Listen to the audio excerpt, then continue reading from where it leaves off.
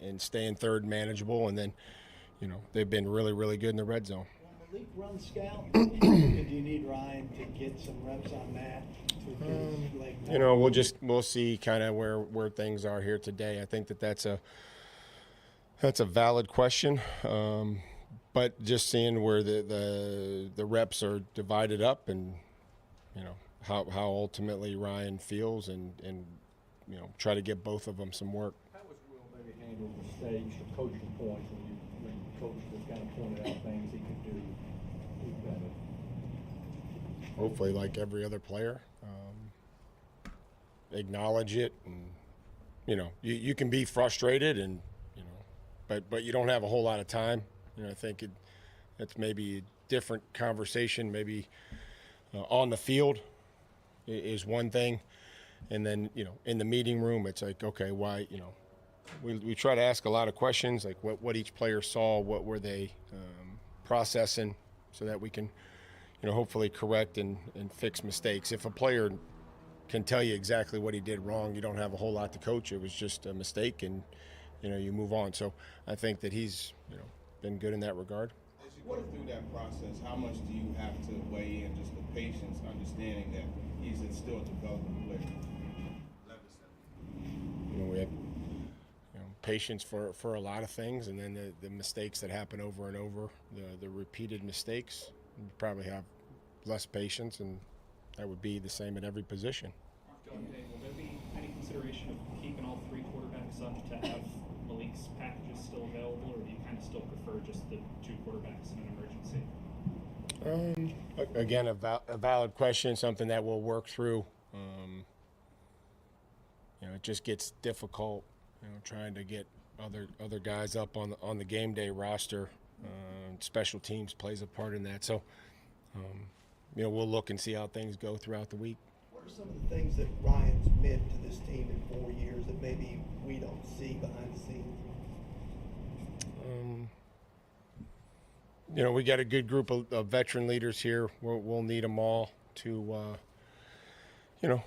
keep moving ahead, and again find a way to win on the road. That's where our focus is. It's not about anything else. It's not about we're not even halfway. We're at a halfway point. We got a great opportunity here to figure out how to start closing the gap and see if we can't get back in the race. What's working for Baker Mayfield down there? Really protecting the ball well this year, been pretty efficient.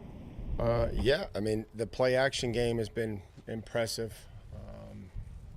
Their ability to mix different protections with that play action pass game, mix different concepts, the shots, the two-man concepts, the overs. So that's been something that's been impressive. He's been able to avoid pressure in the pocket when it has been there. He's been able to keep the play alive, to either scramble for a first down or be able to extend the play and throw. So, that's the thing. It's when there has been some pressure, which their O-line has done a nice job, only allowing 13 sacks. Baker does a great job of ducking underneath guys or kind of slipping out of there. So give him a lot of credit for that, and they've protected well. When Jeff has doubled, you're expecting guys who are single to win. What are you looking for Jeff to do against the double? Well, it would be the same for any player that's doubled, which would be to, if you're talking about an interior rusher,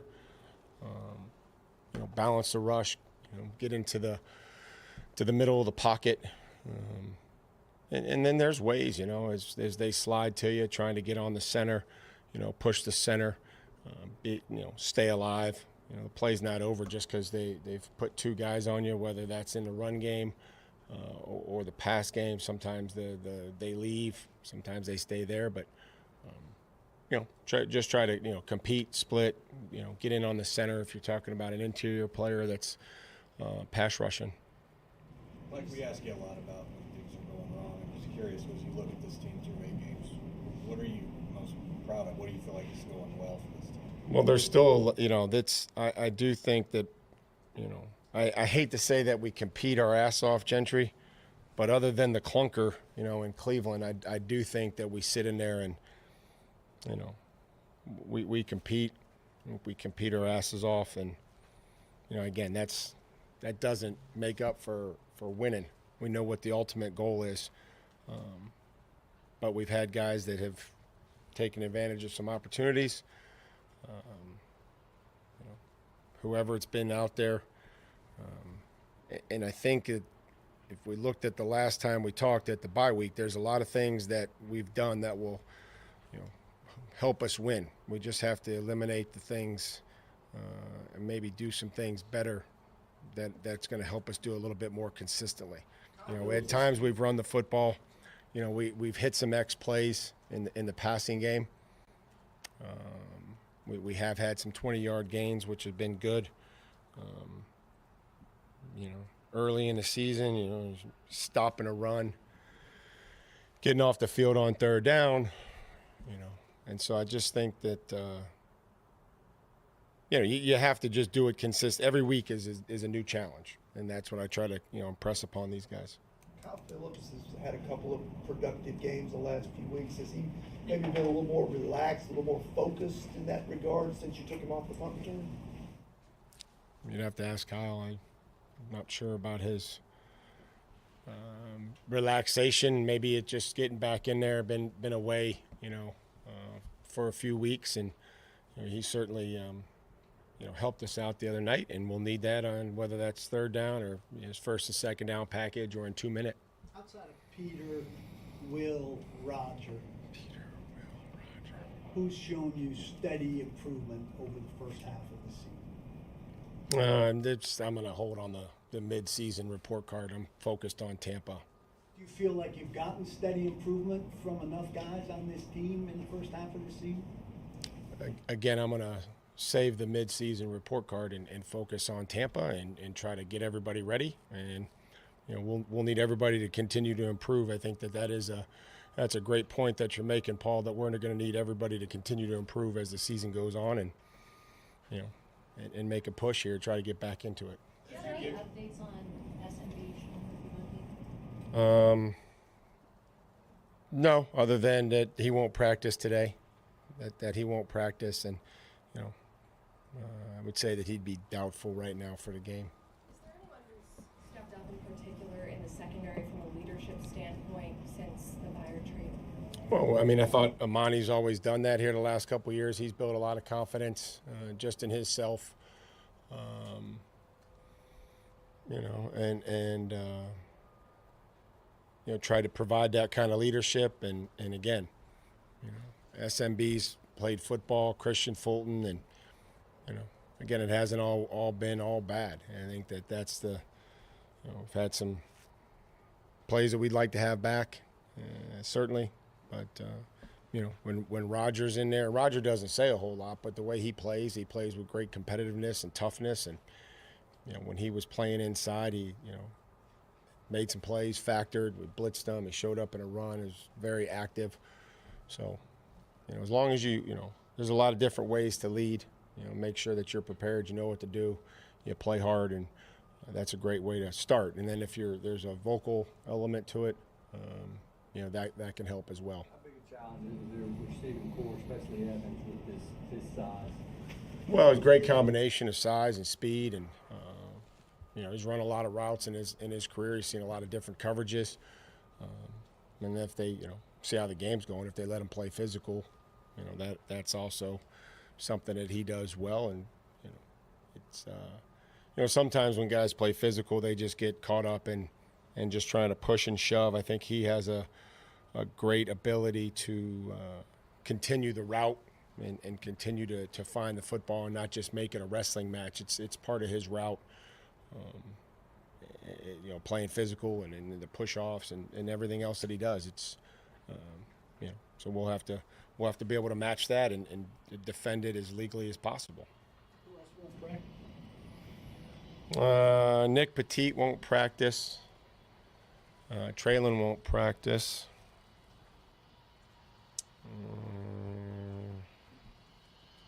That'd probably be about it. Appreciate it. Thanks, guys. All right, there you go. That was Mike Vrabel. And a couple of juicy ones coming up. We'll hear from both Will Levis and Ryan Tannehill. Again, the news of the day yesterday, Mike Vrabel naming Will Levis the starting quarterback. So I'm interested to see how Will kind of reacts to that. And also Ryan Tannehill, losing the starting job and officially taking on the backup quarterback role. I'm intrigued to hear what Ryan Tannehill has to say. So, of course, we'll carry both of those live in their entireties. But Willy D-Mase, how we doing? Hey, we're doing fine, Willie. I'm throwing darts. Where are you now? I'm throwing the darts, trying to find where's Willie. I'm in a city that is north of the border that is snowing in it right now. That would be Winnipeg. It's snowing. That would be Winnipeg. Hey, yeah. Willie, it's 80 degrees here. I just want to let you know. Yeah, and the snow is going sideways as I look out of my hotel room too. So that looks like a lot of fun. It's always snowing in Winnipeg. Always. It seems to be. It absolutely seems to be. That's for sure. But yeah, doing well. Arrived late last night. Not a great performance by the Predators, which I'm sure we'll get to a little bit later. So 1-3 on the road trip. So big game tomorrow against the Jets, division team. So they'll be back to the drawing board today. But interesting press conference. And, I left yesterday before the first Vrabel press conference, just naming Levis the starter. So I know that's the big news back home. So moving forward, and, clearly this team has to prove they can win a game on the road. Until you can do that, there's really not a whole lot you can do as a team for a season. So this is a really intriguing game, especially based on where the Buccaneers are, a team that's not great and just lost a heartbreaker that they feel like they should have won, but still a team that's very much in their division race. Willie, what was your initial reaction to Mike Vrabel's announcement yesterday that Will Levis is going to be the starting quarterback? I thought that there was a pretty good chance that was going to happen. We sort of did our own little odds maker thing on your 4 scenarios, I know, but before the press conference. And if I were to pick one, I thought as long as they had assessed Tannehill's health, that they would have been in a position to do it. I also, in the back of my mind, guys, I do wonder if there was any influence from Amy Adams Strunk too, just, behind the scenes saying, I'd like to see the kid. I know the fans want to see the kid. So if there's any input that I have from the outside, just from, what the people's choice would be, I think the whole fan base is ready to start this new era, and kind of like the Predators are in, it sort of lifts a big weight, right? When it's kind of like we're turning the page, we're trying something new, and I think that positive feeling can be used to a team's advantage. Yeah, I think this was, and we talked about this at length yesterday, Willie. This is a move they had to make. This was a move that it was almost like a no-brainer move. If you asked just about anybody here in Nashville, it was almost like a no-brainer. But you still have to give it the respect and the time that it deserves in regards to naming your starter, notifying the incumbent, who is Ryan Tannehill, because it didn't happen your traditional way. It didn't happen because the young kid just beat the starter out. It happened because of injury, and then when the young kid got in there, he just played well. Conventionally, that's not, the way it happens, but it does happen. And so I'm not surprised that the call was made last night or yesterday to name Will Levis the starting quarterback. I don't even think it's a case of, well, if the young kid, doesn't play well against Tampa and maybe doesn't play well the next following week, Ryan's fully healthy, let's throw him back in underneath center. No, it's not about that. Yeah. Once the young man is underneath center, you do not go backwards. You allow him to just ride the season out, because essentially this is – you're getting a look these last 8 games at what you need in the future. That's what this is. It's like, I have this thing. Now let's see what we need on top of this. Do we need, in addition to this, do we need another quarterback? Or in addition to this, do we need wide receivers, offensive linemen? Can we go in other places to try to get other individuals or other talent? Because if you never, if you don't allow this young man to go out there and play and see what he has, there's always this question going into preseason, going into the off season. Is he really the guy? Well, you're going to have a big enough sample size, I believe, to know whether he can become that guy or does he need more help, to help him become that guy. This is what this is. It's an audition. Do you want to win games? We talked about it. Yes, you want to win games, but in this situation, that's not the ultimate goal. The goal is to see if this young guy can play. Because if he plays well, we're going to get some victories in there. We may not make the playoffs, but we get victories. And then we can go into the offseason knowing exactly what we need to help him better himself moving forward.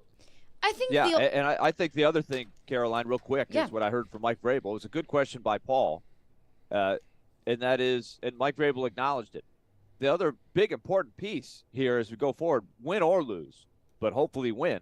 This is why it is important to keep playing, is the guys that they have right now. It's essential that they develop some other players and keep getting more improvement, right? If everybody just kind of pitches it in and says, well, we're going with the new quarterback, everything's going to be different next year, who cares? That's going to stunt the growth of a lot of guys that they really need to turn into players. Like Kyle Phillips is a great example. Traylon Burks, obviously we've talked about him. Can they salvage something out of Chigakonkwo? If they get zeros out of those three guys, just for example, from here on out, that's 3 more spots. You got to look for another guy, right? You got to start looking for other answers. You need to see if you can minimize some of the needs between now and the end of the season. Will Levis is up at the podium, so we'll send it over to the new QB1 now. While at the same time, helping me out how he can. But, yesterday at practice, doing a good job of stepping in and letting me know that, the reps, even in the beginning of practice with the ones, I didn't want to step over him, but he came to me first to be like, hey, this is you. So it was cool to hear that. But I know that isn't going to change our relationship and how we go forward. Your feeling, I guess, when Mike told you the news, and anything changed for you as far as how you have approached things really over the last couple of weeks?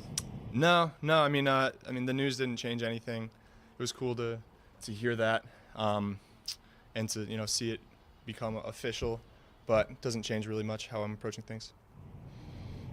You talked. I know your tattoo's covered up, but how much does that kind of that verse apply to pretty much your life since you got it? Yeah, I mean, it's been my mantra since I can remember. It stemmed from my grandfather, and it's just an easy thing for me to look to and just remind myself to never give up and to know that nothing in this life's ever going to come easy. And when you hit that bump in the road, to know that that's an opportunity to get better, and just keeping a positive outlook about things. Sometimes when I get down, it's a good way to kind of bring me back to base. Remind us what it says? Yes, it's a verse that's close to me because of the mantra, which is never give up, which is something my grandfather ended every single conversation I had with him. And I came across the verse when I was in college, and it's Second Book of Chronicles, chapter 15, verse 7, which is, "But as for you, be strong and do not give up, for your work will be rewarded." So it's definitely fitting, and I really like it. How would you self-scout yourself over the first 2 starts to say what was good and what needed to be improved? I think first and foremost, just operationally, getting in and out of the huddle, getting the call, trying to eliminate all those mistakes, because those are the things that just set you up for failure from there on out. So in that respect, I think I did a decent job. Just got to keep improving there. Just obviously decision making, some throws here and there that you're going to want to get back. That's going to be the case regardless of how long you're playing this league. But obviously with it being my first couple games, feeling out the plays that hopefully I can eliminate and turn into positive plays in the future. So, I'm my hardest critic for sure. So I'm definitely going to watch the tape, and regardless of how I play, come away thinking that I got to be a lot better than I am. So I feel like you got to have that mindset to keep improving in this league.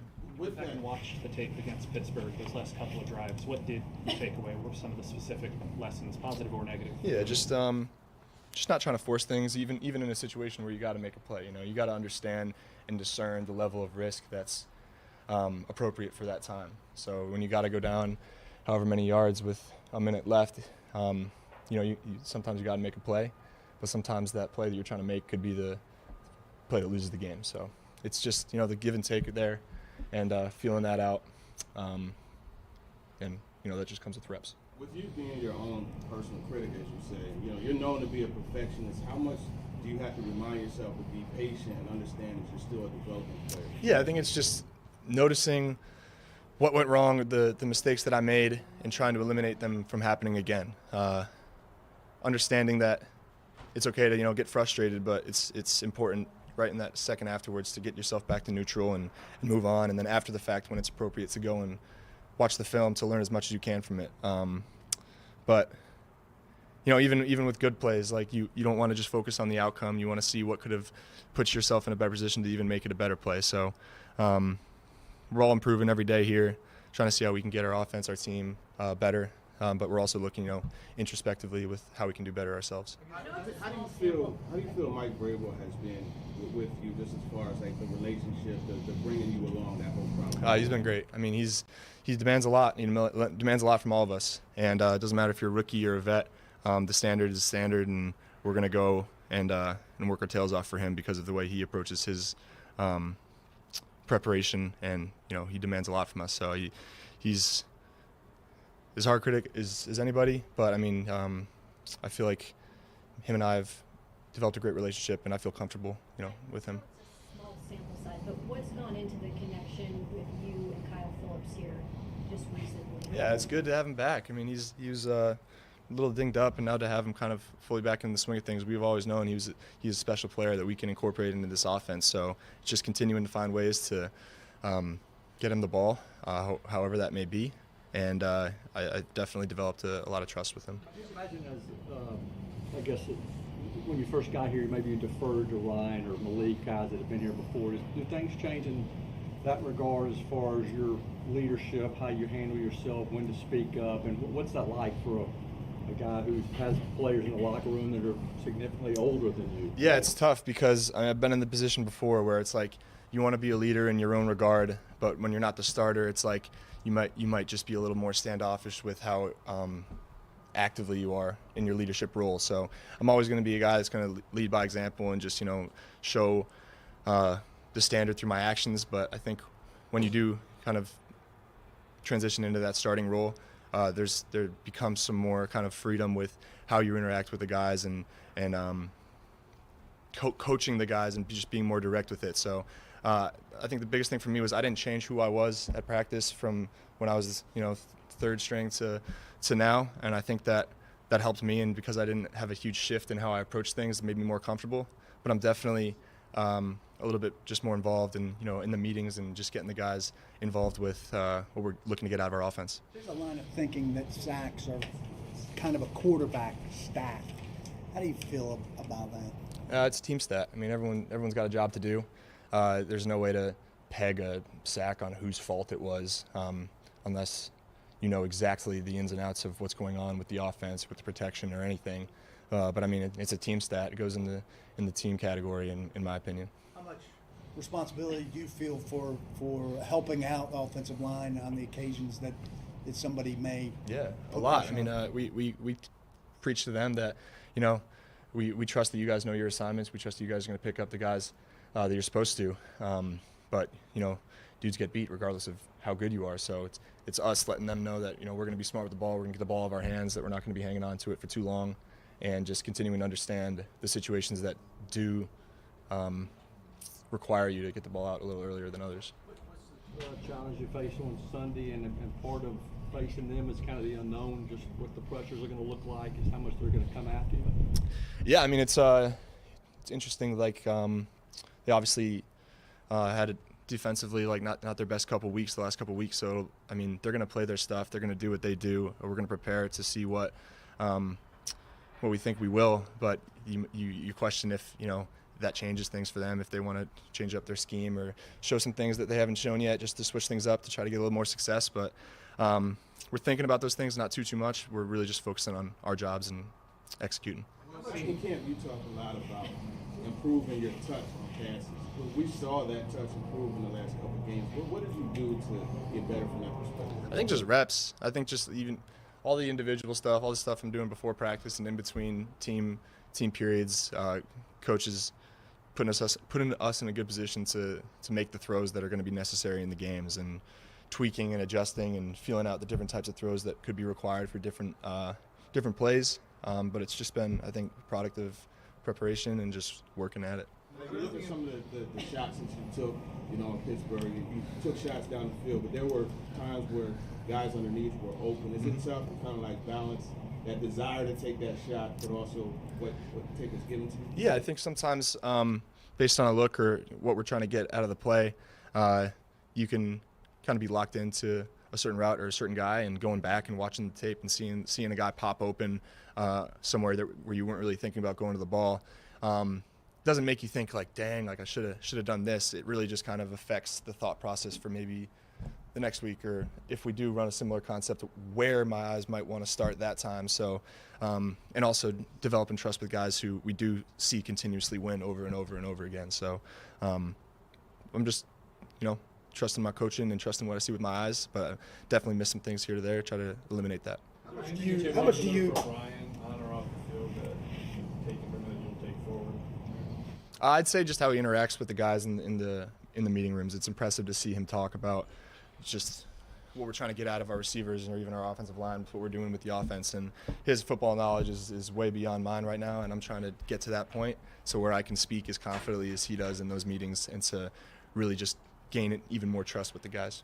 How much does it help that you're able to lean on some veteran guys like Derek and D-Hop in the huddle and out there on the field as you make your way as a starter? Yeah, I mean, they're going to do their thing. I've got confidence in them. That gives me peace of mind, for guys that have been doing it for a long time at a high level. Just gives me confidence. And I feel like I've, done a good job of just operating and stuff, as I had said. But I think most importantly, I just want to make sure that the guys in the huddle believe in me and know that I'm on my stuff, just like I know that they are because of the reps and the games that they've all played in the past. At the same time, Will, being a quarterback that does take leadership, right? What kind of leader would you describe yourself as? I'd probably, like I said before, I'd definitely just a lead by example guy at first. I think I'm pretty, not relaxed, but reserved, I'd say, at most times. But I think it's important to show energy and to show emotion when it's necessary. And I think I do a good job of balancing that, whereas earlier in my career, I was a very emotional player, and I let that kind of get to me. And I've done a good job of dialing it back, but still bringing it to the table when I feel like it's necessary. Thanks, guys. All right, there you go. That was Will Levis. We'll hear from Ryan Tannehill coming up next. Caroline, Willy, D-Mase, we're brought to you by Zen Sports. Start earning cash rewards on your bets today. Gambling problem? Call 1-800-889-9789. Terms and conditions apply. Must be 21 or older and in Tennessee to bet. When the festive bells ring and everyone gathers round, make sure your home's ready for it. From flickering lights to chilly nights to busted pipes, Lee Company is here to help. Heating, air conditioning, plumbing, electrical, or any fix-up you need, we've got the experts ready. Head over to leecompany.com and enjoy the holidays worry-free. Genesis Diamond's biggest and last sale of the year is coming. November 17th through 19th, year 3-day store-wide sale. Acclaimed designers will be flying in with expanded collections and special pricing. Plus, get 0% interest financing. Luxury pre-owned Rolexes are also included. Lab-grown diamonds, too. Discounts up to 35%. Genesis Diamond. November 17th through 19th only. Green Hills and Cool Springs. West Coast Taco Shop features some of the best Nashville's best. You'll become a real. Get half off now at theGameNashville.com/deals. Hey Nashville, this is Rick Stockstill, and you're listening to Nashville's best sports talk, 102.5 The Game. Ryan Tannehill is up at the podium, so we'll send it over to any questions he has and try to help him out along the way. How long prior to the team meeting did Mike inform you? Was it just before? Was it a couple of days? Just how long were you sitting on the information? We had a conversation on Monday, so it was a little before. How you feel physically, I guess, and now your mission is to try to get yourself in position to play if you're needed again? Yeah, not quite there yet. Getting closer. Just trying to stay on top of everything I can do to keep progressing and getting better. The thing is getting better. Just not quite ready yet. Do you want and need scout team reps, or are you more content to kind of be behind Will during team stuff? We'll figure that out as we go along. Right now my main focus is getting healthy, again, being able to to get back into practice. Do a little bit today. Try to see how it feels doing some individual, but the main focus right now is just getting healthy. Ryan, it wasn't that long ago that you and Mark had a similar situation. I remember you talking at the time about how much it meant to you the way you handled that transition. Far from that at all? Is that something you're thinking now? Yeah, I mean, I want to handle the situation with class, right? It's not a fun situation to be in, but I want to be a pro and handle it with class and, still be a guy that people can look to. So, not an ideal situation, but, I want to try to handle it well. In a situation like that, do you try to make a case for yourself, or I guess the decision's made and you just have to live with it? Yeah, there's no making a case. You can disagree with the situation, but you're not going to plead your case. It's not the way it works. Will mentioned, was there a rep that you said to you, Will? I guess, he said you were about to take a rep, or then you said, Will, that you talking about here? Yesterday, pre-practice. Yeah, it was yesterday. Okay. Talk us through that moment. Yeah, we were getting ready to do some drills, and Will was kind of standing back, and I told him to get in there. It's his opportunity to take the lead in the drills and start owning the position. So that's the role I'm in now. Just try to support him and help him find his footing as he steps into this role. Do you think that the Cincinnati game has too much prominence when people look at your overall work as a starting quarterback in the Titans? Last time we played them, we beat them, so I'm not sure. I don't know. That's up to someone else to decide. Feel like I did a lot of good things for this organization and kind of turned things around for a good period of time and won a lot of football games. So it wasn't perfect, never is perfect, but hopefully people can look back and see the good things that I did and how I help this city, help this organization, and help to turn things around. Thank you, Ryan. All right, there you go. That was Ryan Tannehill up at the podium. And I'm going to be honest with you guys. That was a little tough to listen to. I mean, you could hear the frustration and honestly kind of sadness in Ryan Tannehill's voice. And maybe I should have expected that. He just lost his starting job. Of course he's angry. Of course he's frustrated. Of course he's upset. You heard that from him. Yeah, unfortunately, it's not a fun chalk thing to it up talk to the about. game, and it's different, because every player at some point in time, unless you retire, prematurely or whatnot, everybody goes through a scenario like this. If you don't think so, New England got to a point where they didn't want Tom Brady. Indianapolis got to a point where they had to move on from Peyton Manning. The San Francisco 49ers got to a point where they had to move away from Joe Montana, Steve Young, Jerry Rice. If you stay in this game long enough, everybody's not Jerome Bettis, even though he did lose his starting job. Everybody can't retire with the team that they came to dance with. It doesn't happen that way. It very seldom does it happen that way. Let me say that. So a competitor is disappointed. And Ryan is a competitor, a true competitor. So you are disappointed, but you understand the situation and the circumstances. That doesn't mean you don't have you have to love it. It don't mean you have to love the situation because you understand it. He understands it. He doesn't like it, but he's still going to be there for that young man if he needs help. He said, I'm going to be a pro. I don't like this. I'm not going to sit here. He didn't say it in those words, but you can tell by his voice, the inflection in his voice. If you saw the actual press conference, his body language, he's not happy, and he shouldn't be happy. But he understands the situation that he's in, that this organization is in, that the head coach and the GM is in. Whereas for Ryan, he would have liked to play out the whole season, see where it went, not had any injuries. But it didn't happen that way. If you go through the whole season and it eventually happens in the end, which I think he knew was going to happen eventually, you can sit with that. But when you get injured and then that young man comes in and he plays well, you're happy for him. But deep down, it's like, damn, this is how I lose my job via injury. That doesn't sit well with any competitor, even though you understand the circumstance. You knew eventually they were going to get here anyway.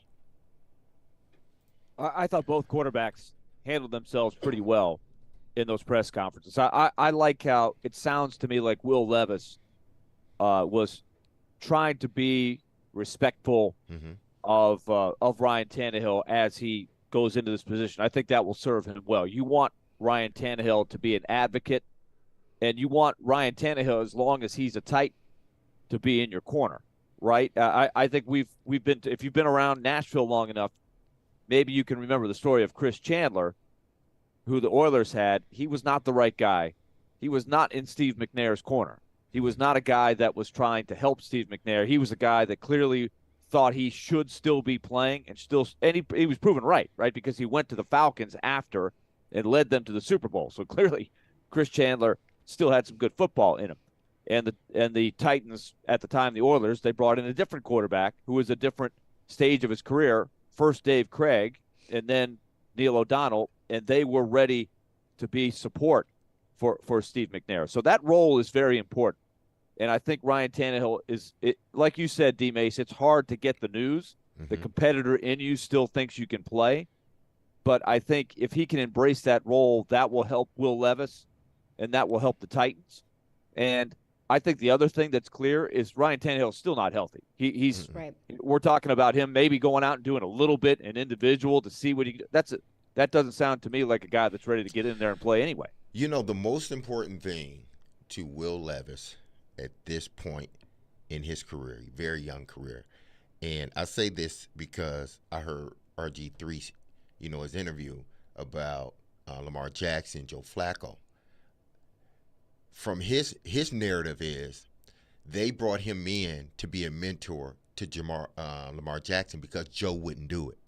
There was tension in that room. You got a guy that led the team to a Super Bowl and win. Now you got this rookie first rounder who's going to eventually take your job. There were buttings of the heads, so to speak. They had to bring Art. And I'm only telling it from RG's narrative perspective. RG had to be the guy that was brought in. The veteran guy, like Willy said, you bring a veteran guy that isn't, a guy that is in danger of taking your job. You bring him in, he knows his role, and he mentors you. Any questions you need, you go ask him. He knows the offense just as well as the starter. You go ask him because the starter right now is not willing to help you. I don't know the whole story. I was just getting RG3's perspective on it.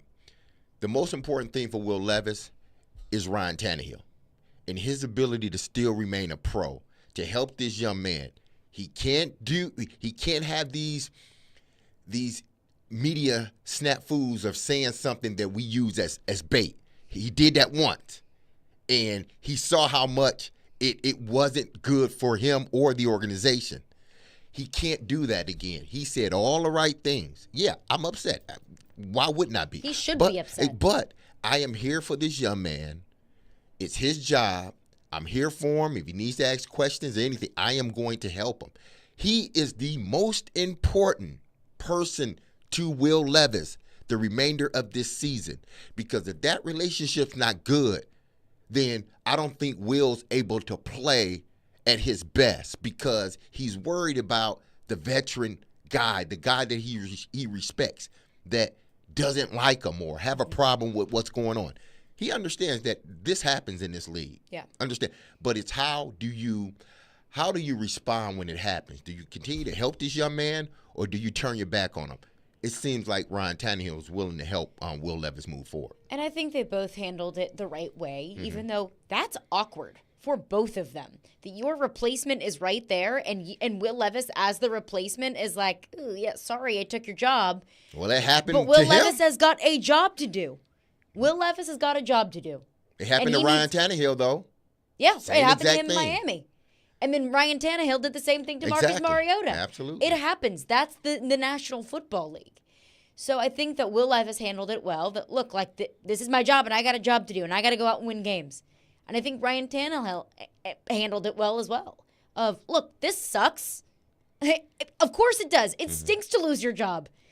And this is the same thing in any job, in any industry. You lose your job, you're probably frustrated about it. The ego's probably a little bit bruised. But the only thing that Ryan Tannehill has to do is continue to help this team win football games. And by doing that, it's helping Will Levis. But I'm glad that you bring that up. The veteran-rookie kind of dynamic. Mentoring, if you will. So that's what I want to get into coming up next, is kind of discussing a narrative that I know is inevitably going to come up, and I think we've already got some of it in our text line. So we'll get into that coming up next. Caroline, Willy, D-Mase. Join Jared Stillman, Chris Sanders, and Derek Mason at Twin Peaks in Madison this Sunday from 9:30 a.m. to 11:30 a.m. for our NFL pregame show. They'll break down the Titans' Week 10 matchup against the Bucs and give you the latest updates before the game. That's crazy that we're already in Week 10. Life comes at you fast. Our NFL pregame show is presented by Parman Tractor and Equipment and Beast Unleashed.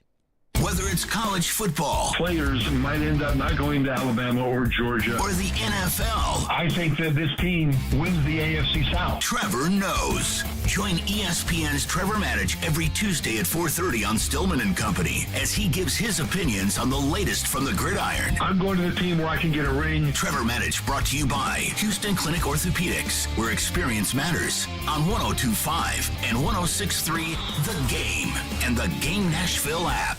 What's for dinner? Burgers? After last week, no thanks. Avoiding foods due to fear of diarrhea, gas, bloating, stomach pain, or loose, oily stools? It may not be just stomach issues. It could be EPI, or exocrine pancreatic insufficiency. EPI can cause uncomfortable symptoms because it's a condition where the pancreas doesn't release enough digestive enzymes to break down food. But EPI can be managed. Use the symptom checker on identifyepi.com and talk to your doctor about your symptoms. That's identifyepi.com. Sponsored by AbbVie. At Mercedes-Benz of Music City, a healthy and productive culture takes a day-to-day discipline. Here's Sam Cavett, General Manager, with a few thoughts. Mercedes-Benz has its standard, and we have Dream Motor Group standards. They're definitely on the same level, but I feel like we challenge ourselves at least as much as Mercedes-Benz challenges us. It's a genuine motivation to take care of customers, and we see it in the customer reviews. Live the dream at Mercedes-Benz of Music City, mbofmc.com. When getting the job done right is job one, you need construction equipment that's built right. From compact track loaders to the world's #1 selling compact excavator, the Kubota construction lineup features durable Kubota engines, more comfort, and the versatility to do it all and do it right. Visit your local Kubota dealer today. Go to KubotaUSA.com for full disclaimer. Visit Coleman Tractor, your local Kubota dealer in Clarksville, Nashville, Paris, and White House today. My foster parents didn't just teach me to fish. They taught me that persistence and patience pay off. They didn't just teach me to bake the perfect birthday cake. They also taught me to measure and meet my own potential. They didn't just teach me to garden. They taught me to plant seeds and watch them grow. And they didn't just teach me to walk. They taught me to stand on my own 2 feet. Foster a child and change their future. Visit youthvillages.org/foster. Twin Peaks is the best in the game. Here, you're in the red zone for every college rivalry and divisional matchup all season long. On game day, you never have to decide which teams to watch, only what combination of bites, burgers, wings, and more to order. Plus, where else are your favorite draft beers always poured at a frozen 29 degrees? Only at Twin Peaks, the #1 sports bar. Stick around after the sun sets. Twin Peaks is open really late. Wind down with bourbon and late night bites. Only at Twin Peaks.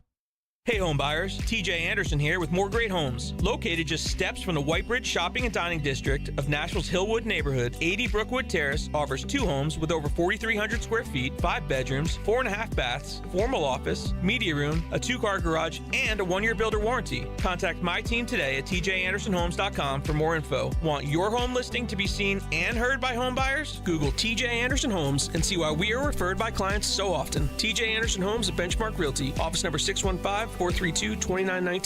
Sometimes it's good to be loud. This is the NFL. Especially when you're Jared Stillman. That's where we are. He's not afraid to say what's on his mind each and every day. That was embarrassing. I don't care if you're a rookie. That was embarrassing. Stillman and Company.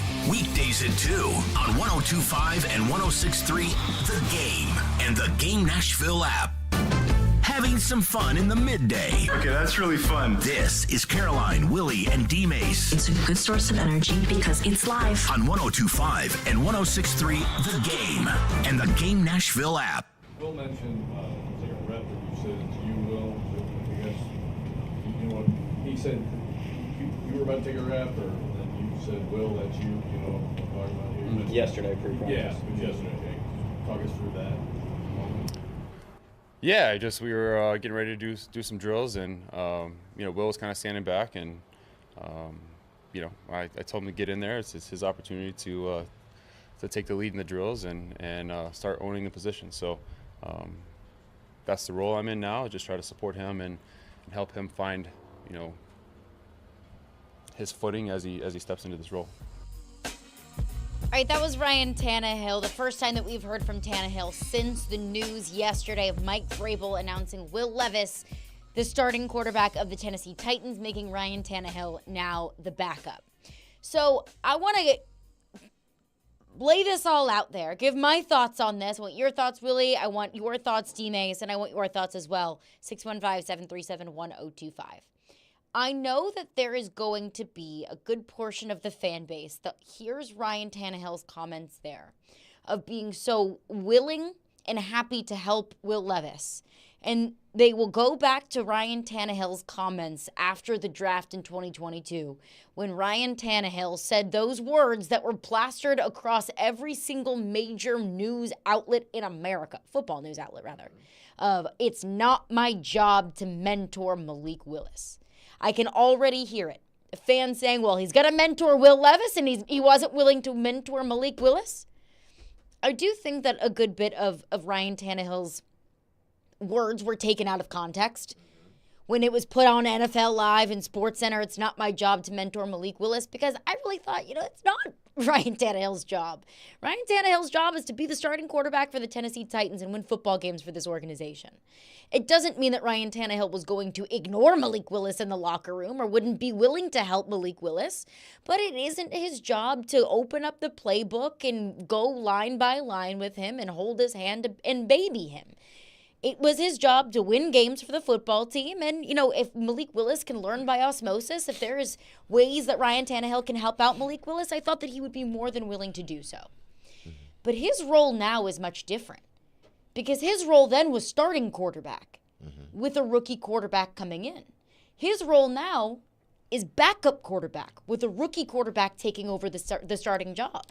Now it is his role, very much so, to mentor Will Levis. Now it is his role, very much so, to help Will Levis along. Just like you mentioned that example, D-Mase, RG3 coming into Baltimore and helping out a young rookie Lamar Jackson because Joe Flacco wasn't willing to do so.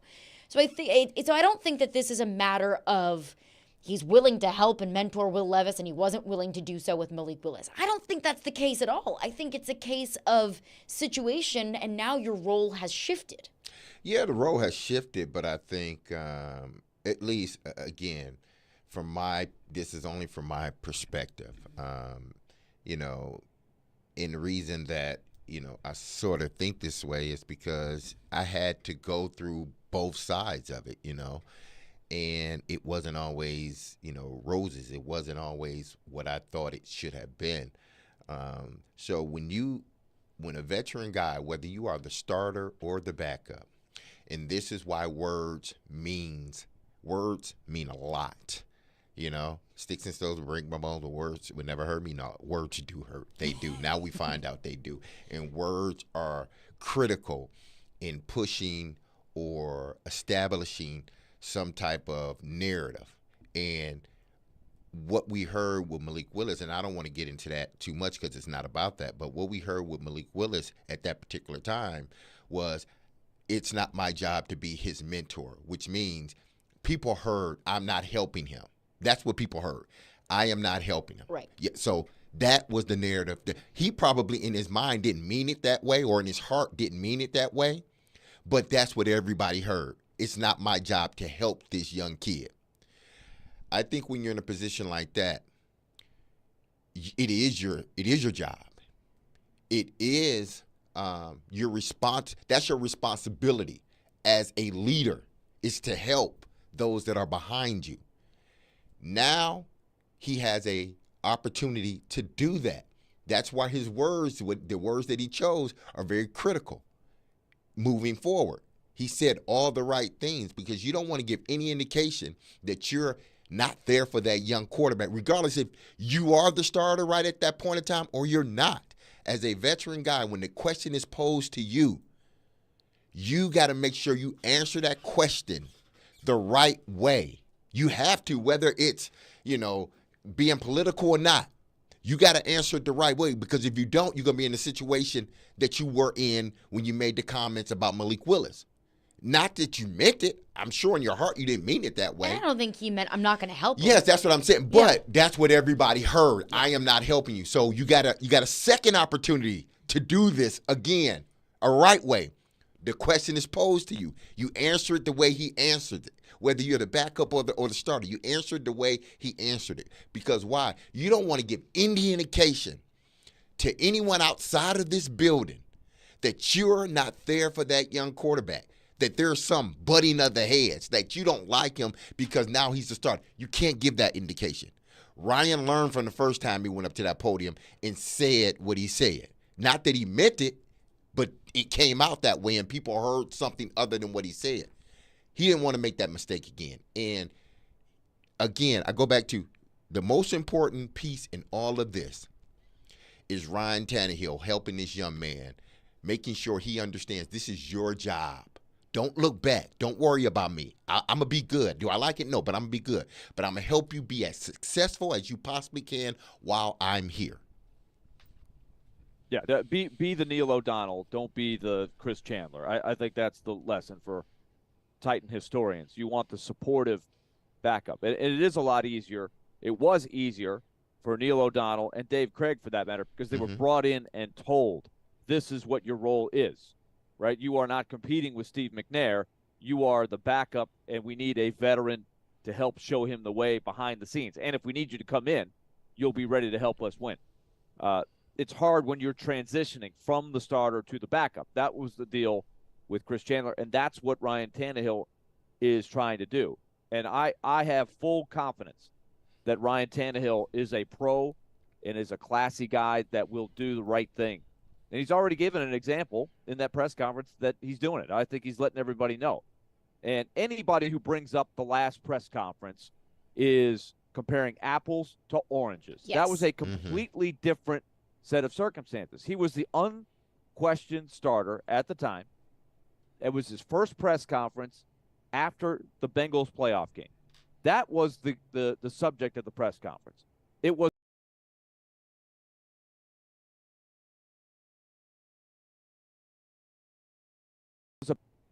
16 of the 17 minutes was about him dealing with a very, very tough loss, going through therapy to try to get through it, how to get back on the horse and be ready to lead the team the following year.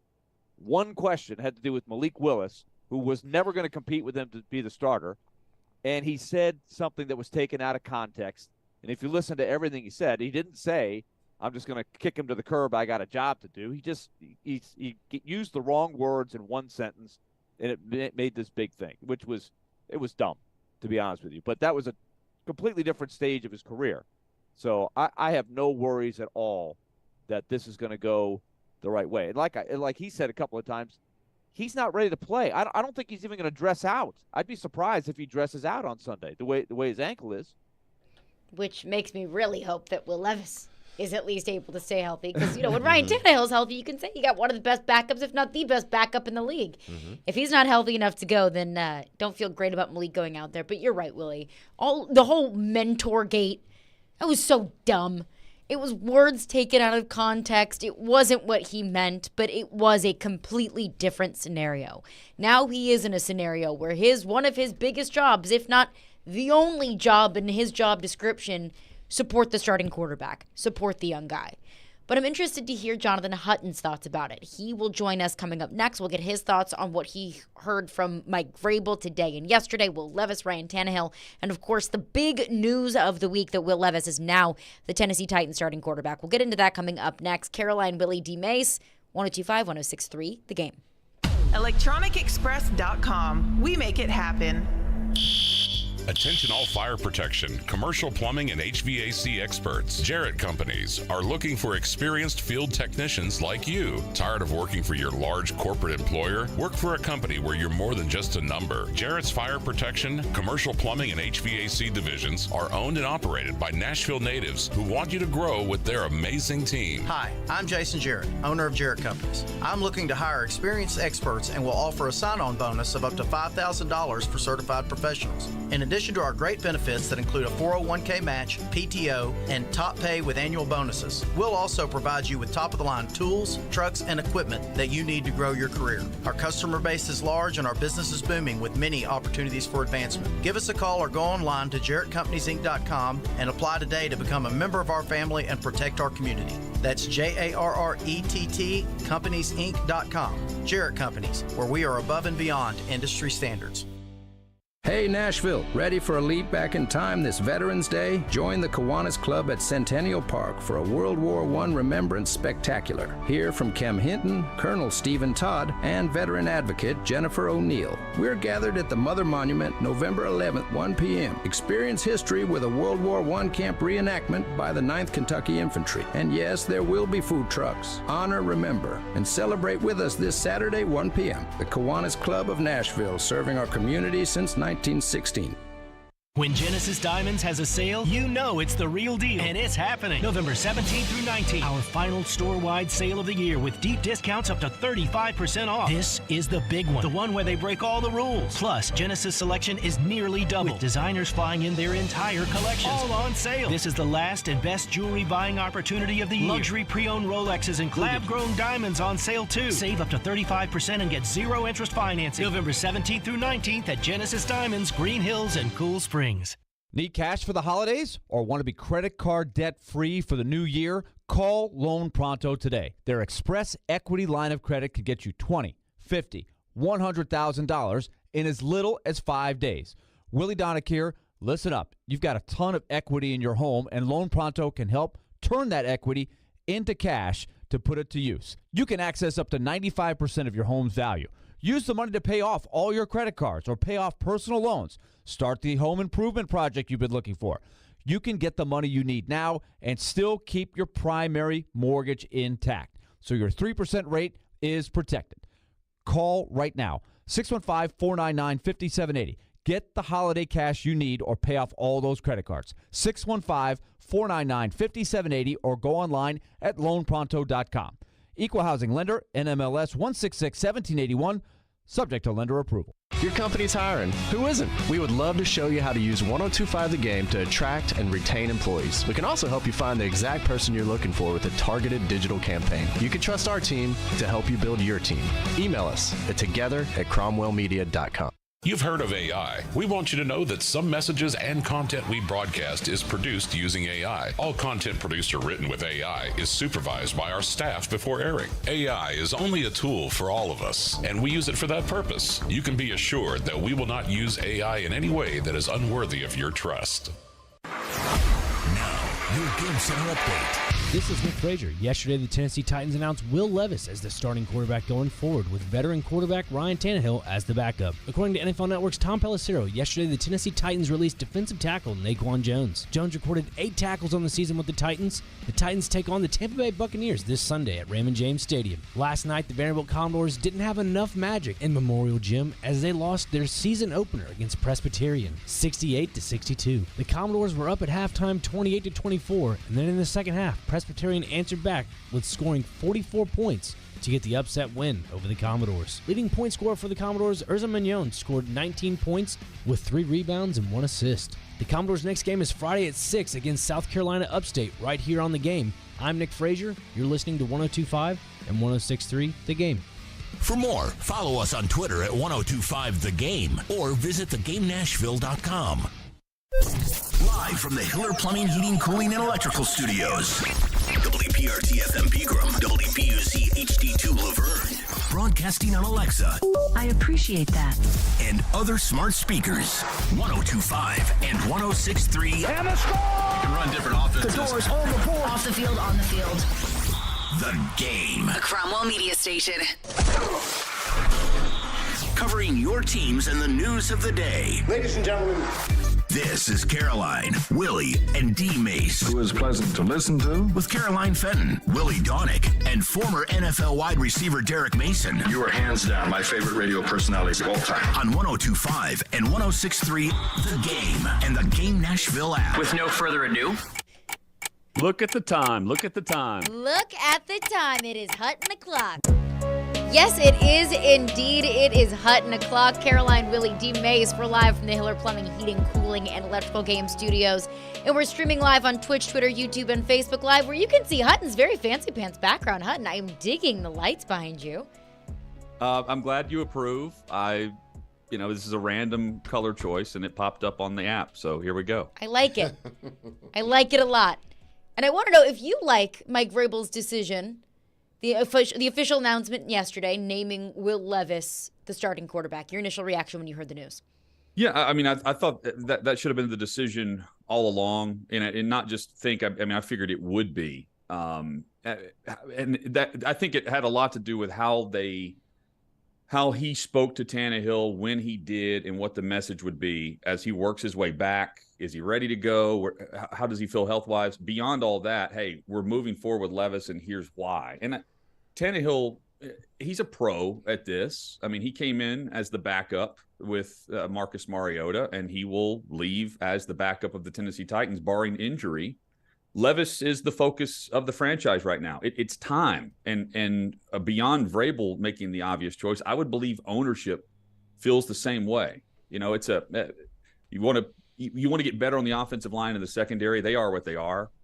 But in terms of what you hope to build on going into the offseason and where they are as an organization currently, this is the right move, even if you determine that he's not the guy, because that decision is crucial based on a franchise that is going to have a high pick, right now a top 10 pick, and a franchise that also has the most money currently to spend in free agency. If they know that Levis is their future and the investment should be made, that is a huge, huge decision off their plate going into the offseason. That otherwise, if they move forward with Tannehill in the final year that we all agree is the final year, you don't know that. And they've got to figure that out. And this is why you make this move. And also, let me just throw in there, it's not like Tannehill was producing at the level we're used to based on what's around him. And I think based on what we've seen from Will Levis, while there are going to be ups and downs, to me, there's not a big drop-off in terms of what we've seen on the field production-wise. And you want to see if he can build on that based on what we've seen through 2 games in a short time frame. And I think based off of what we've seen, and of course, it's a tiny sample size from Will Levis. It's just been 2 games. But I stepped away from those 2 games thinking this guy gives you the best opportunity to win. So it checks 2 important boxes, 2 priorities for this team, which I think is 1, winning as many games as possible this season, and also looking ahead to next season and grooming your quarterback of the future, or seemingly the quarterback of the future. Yeah, I mean, and we're seeing touchdown passes, right? And albeit against the Falcons secondary, who Josh Dobbs just lit up too. But I mean, again, like we have seen bad defense played against the Titans in the secondary prior, and we've seen Tannehill throw 2 total touchdowns to that point. I'm not berating Tannehill here. I think he's been a pro. He's been excellent in what they've asked him to do since they signed him or traded for him. And again, like he deserves credit where credit is due, but also where they are franchise-wise and just from the top down organizationally. That is the position that they have invested in now twice in the draft, back-to-back years. And with Will Levis now jumping up from the 3rd string and taking over and winning the way they did against Atlanta, and feeling like while Levis wasn't anything great against Pittsburgh, I don't leave that game thinking, man, this is where they really need to go back to Ryan Tannehill. And when you know that, and when they have 3 wins, and if they score 21 points twice on the road this season, they're 5-3 instead of 3-5. This is a no-brainer decision given the development of what needs to happen at that spot. We'll talk with Jonathan Hutton, host of Hot Mic with Hutton and Withrow. Now, Hut, why do you believe, people let's just say here locally, were so apprehensive at first about Will Levis, coming in and playing immediately. Because I understand the history of this league, but the league is much different than it was 10, 15 years ago. No longer are these quarterbacks sitting. They can't afford to sit them. So if you need to play, you need to play. The Aaron Rodgers situation, that was a whole different situation.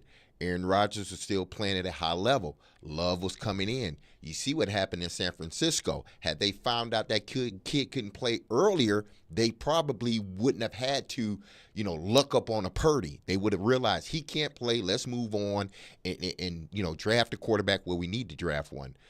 But why do you think people were so apprehensive of, no, don't put him out there. You're going to damage him. Do you think it was more so because they didn't trust, even though they say they trust Vrabel, they really didn't trust that he would develop this young quarterback, or he can? Well, I mean, what we needed to figure out was what was going on behind the scenes over the first 6 or 7 weeks of the season. And he was injured during the preseason as well, which set him back some, and why we didn't really feel like there was a competition for the backup spot, but he never took over the backup spot.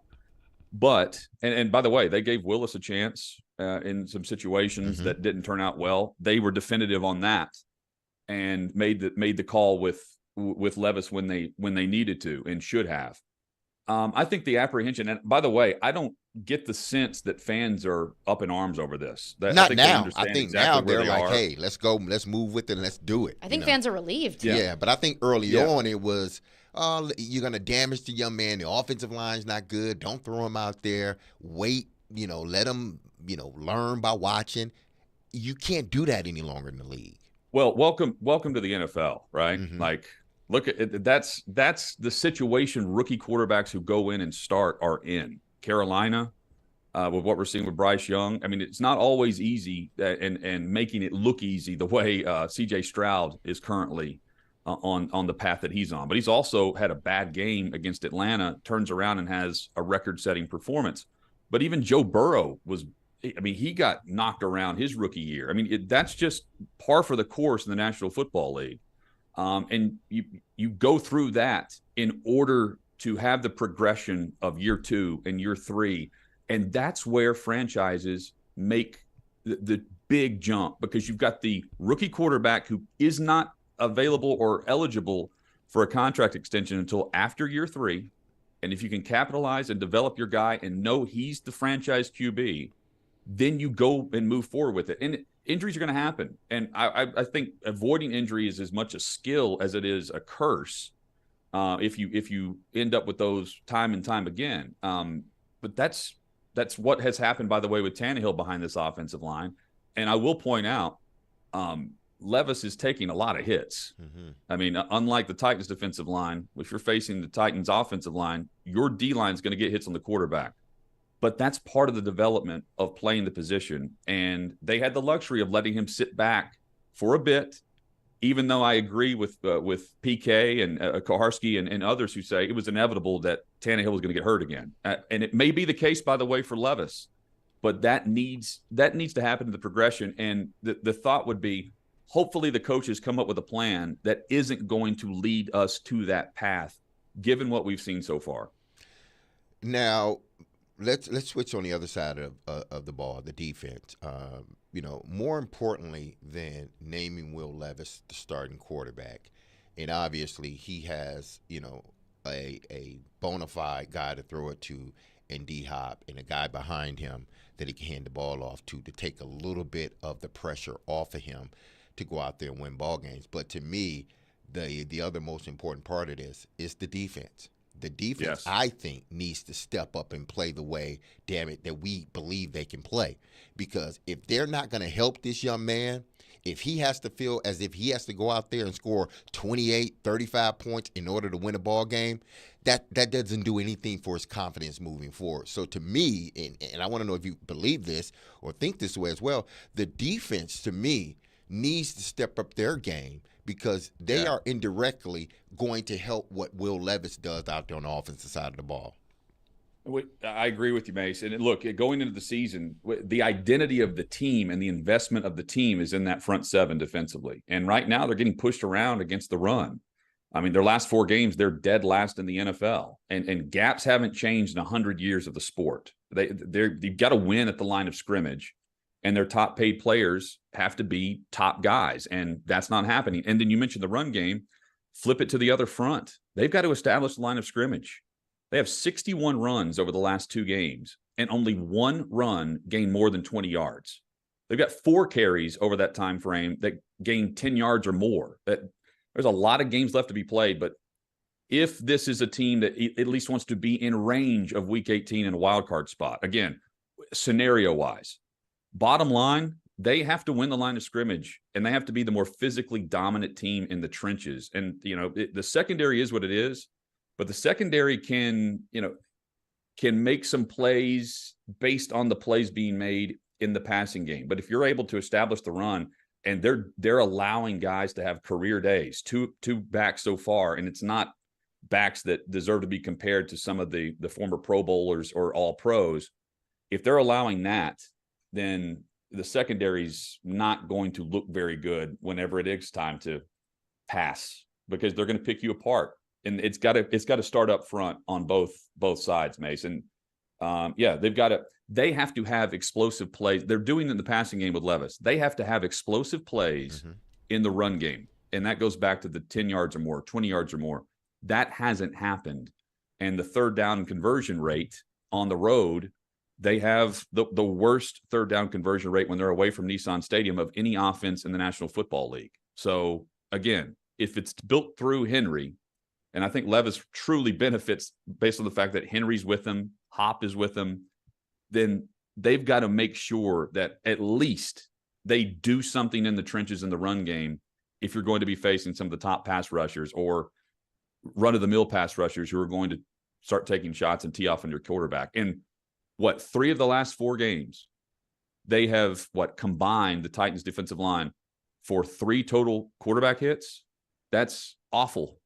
And it starts with stopping the run so you can then do that to the quarterback. Jonathan Hutton is with us as we talk Titans here. And one of the things that came up at the press conference today that I thought was a really good issue, and Mike Vrabel actually acknowledged Paul Kuharsky partially for asking a good question, which I made note of, because that doesn't happen every week, right? But Paul was asking, give me names of players you think have improved in the first half of the season. And Mike Vrabel got a little abrasive and said, look, I'm not going to get into a full half-season report card here. We got to beat the Buccaneers. We're still in this thing. But he did acknowledge that it's important to have steady improvement for everybody on the team, especially in the big picture now. So I'm going to hit you with 3 names just to keep it to one position area, right? Let's call it the skill positions. Because think about if you get nothing from these 3 guys from now to the end of the season and what that means for next year, as opposed to if you do get improvement. Kyle Phillips, Chig Okonkwo, Treylon Burks. To me, those are 3 really important guys that in a perfect world, a couple of them end up being guys that have good chemistry with Levis, that you say, okay, next year I've got these guys in place in certain roles, and now I can look at other holes that we know are going to be very pressing, like the offensive line. I think those 3 guys are huge in the second half of the season. Well, and they're crucial, not just in the second half of the season, but on where they must improve in the offseason or the draft. I mean, again, I automatically think left tackle in the draft, right? Like I'm just running through where they must address and where they're not going to improve in the second half. That also stems to the draft picks and the investment made with the 3 you're bringing up. And you have to go into the offseason thinking, well, they are on the right trajectory. Okonkwo has been stuck in the mud dropping passes. Meanwhile, Treylon Burks drops passes and can't stay on the field. I've said on the show before, I have the way I take what I'm told is they thought Burks could be back sooner than when he was. So again, it's all just a perception of those 2. And then Kyle Phillips, I mean, when he's on the field, he can add to the slot position, not just a chain mover, but he's got explosive potential.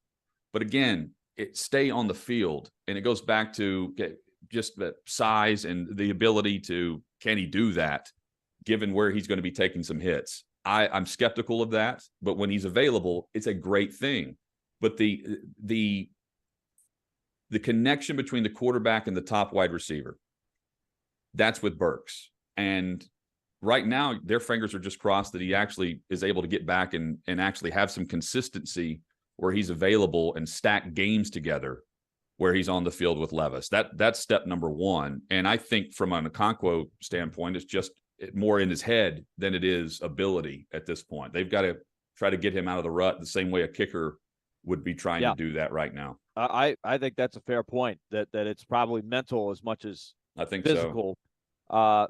But that's D-Mase made this point the day that they traded Kevin Byard. You know, are you throwing in the, people were saying, are you going to throw in the towel, or are you still trying to win? Mike Vrabel was trying to walk that line at the press conference, saying, yeah, we're still trying to win. But people are like, but you just traded your defensive captain, right? And so it's tough to reconcile both of those. But D-Mace's point was this: look, if you want to be in the league, you better lock in, and you better prove that you belong in the league and you deserve a job on a team that's trying to win. So that, I think, is a really important factor here going forward. If the team just says, well, we're going to the Will Levis era, everything's going to be new next year, let's just play and have some fun. Like, I really think you're trying to identify, kind of like the Predators are in right now, identify who is a part of the future and who is not, right? So they really need some guys to develop that chemistry with Levis, or show that they want to be on this team next year and beyond. And I think it's a major thing to watch. And hopefully in the meantime, you win some games and you play meaningful games down the stretch, right? And you experience some success, because I think this is what Mike Vrabel always fears, that if you just go into the mode of, well, we're rebuilding, we're tanking, then it's even that much harder, I think, to build back the winning culture. Yeah, I totally agree. And I think the mood and the kind of the phrase I would use is neutral right now.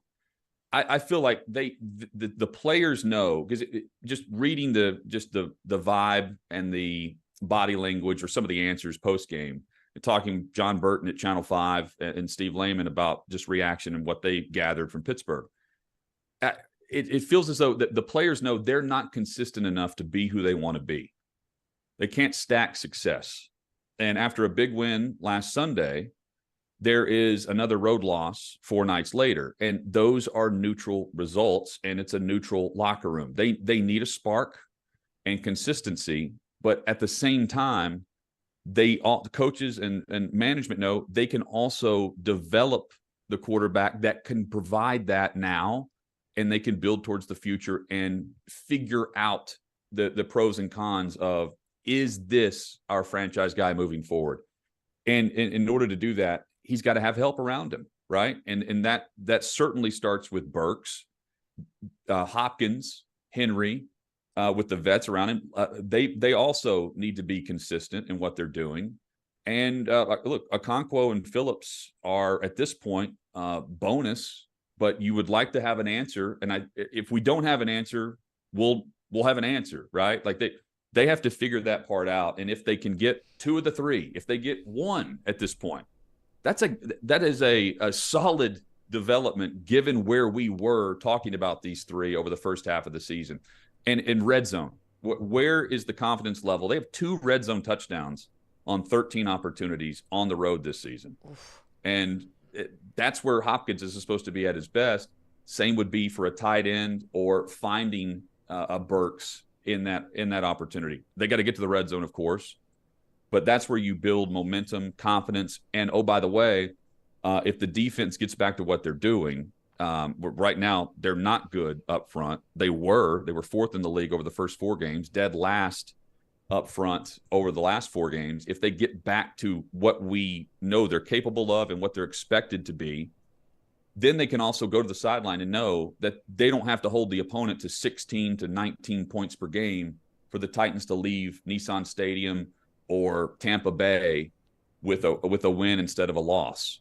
That's also key, just from the mentality and mindset of all 3 phases. We haven't seen them put together all 3 phases like we have seen against Atlanta, maybe Cincinnati. That hasn't been consistent enough. And it's not just about the quarterback and the receiver, but that's also why it hasn't been consistent enough. Last one from me, Hutton. Jonathan Hutton is with us. Hot Mic with Hutton and Withrow. How do you view this Tampa Bay game? Is this a game that the Titans need to win? Is this a game that they should win? Yeah, I don't need, should. It's a game they can win. Mm-hmm. I mean, it's not going on the road to Baltimore, going on the road right now to face Kansas City and Arrowhead. This is a Tampa team that doesn't play well at home. And it's a Titans team that doesn't play well on the road. And now they have a definitive direction. Like there's no what Vrabel said publicly is also just putting it out there and not having the players have to hide behind, oh, we don't really know who's splitting reps at practice kind of thing. Everything now is on, they're all in the same line. They know the direction, right? They can tell where the franchise wants to be versus where they are, and they see a path ahead where they should have taken care of business in Pittsburgh. That was a winnable game. Point being, they've got back-to-back games here with a chance to, again, build consistency. Do I think they can do that? Sure. Do I think they can fall flat on their face? Yes. I don't know what to expect from Tampa Bay either, but I do know that the Titans aren't good when they leave Nissan Stadium, and that's a problem. That's a huge issue, and it's against the Tampa defense that just got throttled against a rookie quarterback last week. No defense was played, by the way, on either side for two defensive-minded head coaches, but we saw C.J. Stroud go off with a game-winning drive in 40 seconds. But Baker Mayfield also led a 10-play drive to take the lead over a time frame of like a 5-minute drive, 3-minute drive to take the lead in Houston, allowing only 46 seconds left. Tampa would be a different perception for me had they won that game, but they can score. And can the Titans do that? I've yet to see it to where I would bet on it. Can they win? Yes. Should they win? Want a shootout. Do they need to win? Sure, but I don't know right now, Caroline, if it's anything that makes a difference on where we and where I think the staff, the front office, ownership, what they've got to figure out over the final stretch here for where they need to be a year from now, 2 years from now. Because either way, they have so many issues to address. It's all about, to me, what Willy's getting back to. Developing some consistency and an identity. And they have not done that to where they find a way. They've got to find a way against a team that is certainly beatable and not that good. I mean, New Orleans was a winnable game. And Indianapolis was a winnable game. Pittsburgh was a winnable game. Even the game in London against Baltimore was a winnable game. From what we've seen of this Tampa Bay team, they're a beatable team. You got to start winning those winnable games. And it took 28 points to beat Atlanta. Again, like it's the NFC South, not good. AFC South, other than Jacksonville, inconsistent. But some teams are explosive, like Houston. Some teams are not, like the Tennessee Titans. And they need to get back on that path by actually throwing the football and not choking it down whenever Levis has a couple of bad passes and they've got to just go to the run and punt. I think they just need to open it up some. And I'm not saying live or die by the passing game like they did in New Orleans, which is not smart either. But they've got to let the rookie kind of figure things out. And it also, I think, gives them a better chance to be more less predictable on certain downs and distances, which is always great. And you can still do and go through the run game in order to accomplish that. Hut, you're the best. Hutton O'Clock is our favorite time of the week. Appreciate you for stopping by, Hutton. I thought that was silly underdog picks. That's my favorite time of the week. Well, maybe you'll get an invite from our commish for our next round of silly underdog picks. Here's all I'll say about this real quick. I don't need to be in this competition because Derek Mason is apparently crushing it. So, I mean, if it's already determined that this guy is going to win every week, I just want to follow his lead. I don't need to give other picks. I just want to bet his. It was over after week 1. Yeah, pretty much so. But, we got 3 more weeks left? 3 more weeks left. Well, start closing in here pretty soon. All right, Hutton, appreciate you. We'll chat next week. Always great. Thank you, guys. Yep. All right, we'll react to what Hutton had to say there coming up next. Plus, another narrative that's been coming out since the announcement yesterday that Mike Vrabel made that Will Levis will be the starting quarterback. We'll get into that. Caroline, Willy, D-Mase, we are brought to you by Zen Sports. Start earning cash rewards on your bets today. Gambling problem? Call 1-800-889-9789. Terms and conditions apply. Must be 21 or older and in Tennessee to bet. So let me just kind of clear up some things here going forward. We're going to go with Will. We think that's the best opportunity for our football team. Finally! You can all calm down. Well, whether this is fair of me or not, I feel relieved. Everything we're doing, we're trying to do in the best interest of the football team. But it does bring a sense of energy. Keep it locked to Nashville's best Titans talk. 102.5 and 106.3 The Game and the Game Nashville app. Happy hump day to everybody out there. Nashville, listen to me. You've heard me talk about Zen Sports for the longest, the last couple of months.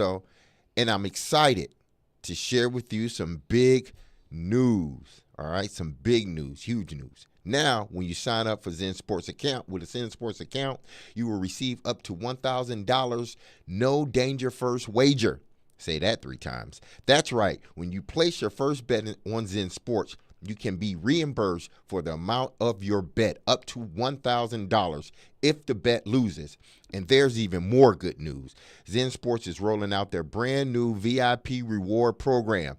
This new VIP reward program will allow top-tier customers to earn more bonuses, comps, and perks. Who doesn't want that and love that? The VIP program is by invite only. So if you feel that your Zen Sports play qualifies for the VIP consideration, please check out the program details and apply at zensports.com/VIP. No other sportsbook will offer you a premier sports betting experience with 24/7 top-tier customer support and faster withdrawals like Zen Sports. So what are you waiting for? Get going and download their app at zensports.com today. Zen Sports. Betting just got better. Gambling problems, call 1-800-889-9789. Terms and conditions apply. Must be 21 years or older to bet here in Tennessee. Hi, this is NFL alumni Tennessee president and former All-Pro NFL linebacker Al Smith. When I played, I worked hard to train my body, eat right, and practice to make sure I was prepared on game day. That's what vaccines and boosters do for your immune system to keep you healthy, and why I chose to get vaccinated and boosted. Talk to your doctor and get the information you need to make an informed choice. Go to vaccines.gov today. Gear up, Tennessee. This year, Boys and Girls Club of Middle Tennessee celebrates its 120th anniversary. Through time, BGCMT continues to evolve to enable all young people, especially those who need us most, to reach their full potential as productive, caring, and responsible leaders. Because of your continued support, BGCMT has remained strong and is committed to supporting our youth and solidifying our mission and culture in new exciting ways for 120 years. Visit bgcmt.org today. West Coast Taco Shop features some of the best California-style Mexican food. And this week, you can try it for half off with Nashville's best deal of the week.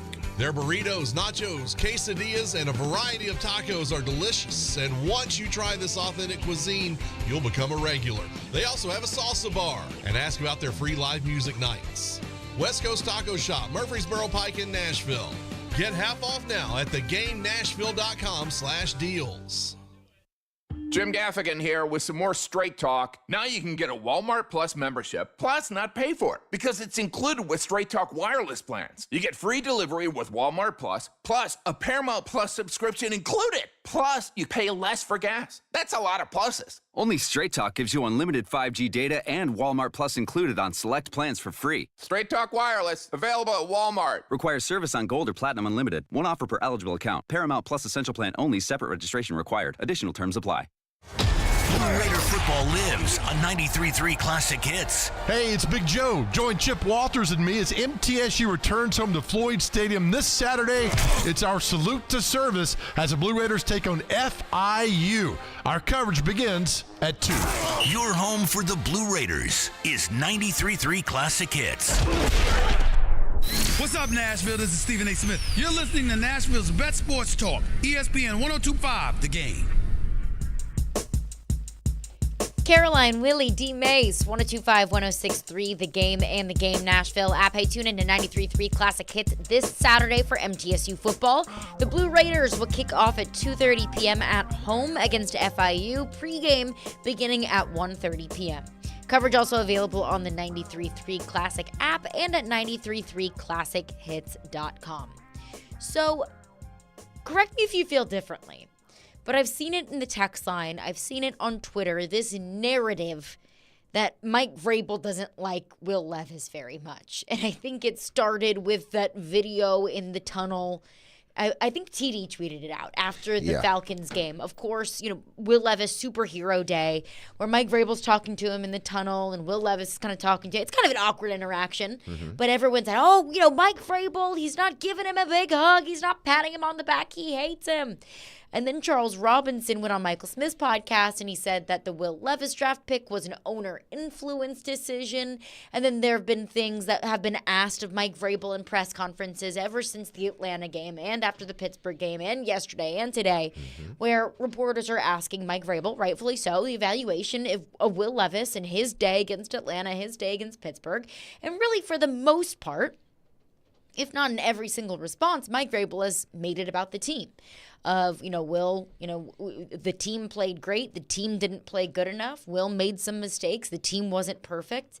Basically, not stroking the ego of Will Levis. And that has been interpreted by the fan base for the most part as Mike Vrabel doesn't like Freudian slip there. Mike Vrabel doesn't like Will Levis. Now, I think that narrative is crazy. I think that narrative is silly, to be completely honest with you, because for the most part, Mike Vrabel's a guy who doesn't make anything about one individual player. He makes things about the team. And one thing that Gentry Estes wrote in his column, his most recent column in the Tennessean, the headline is, Will Levis is earning rave reviews, but oddly not from Mike Vrabel. Why? And I'm looking at this headline thinking, Gentry, don't play into the fan conspiracy theories.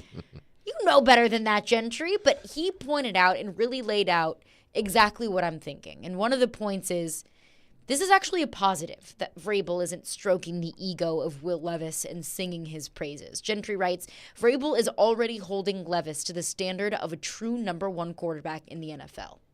And that's what I think it is. It's not about Vrabel not liking Will Levis. It's not about Vrabel not being impressed or pleased with Will Levis's performance.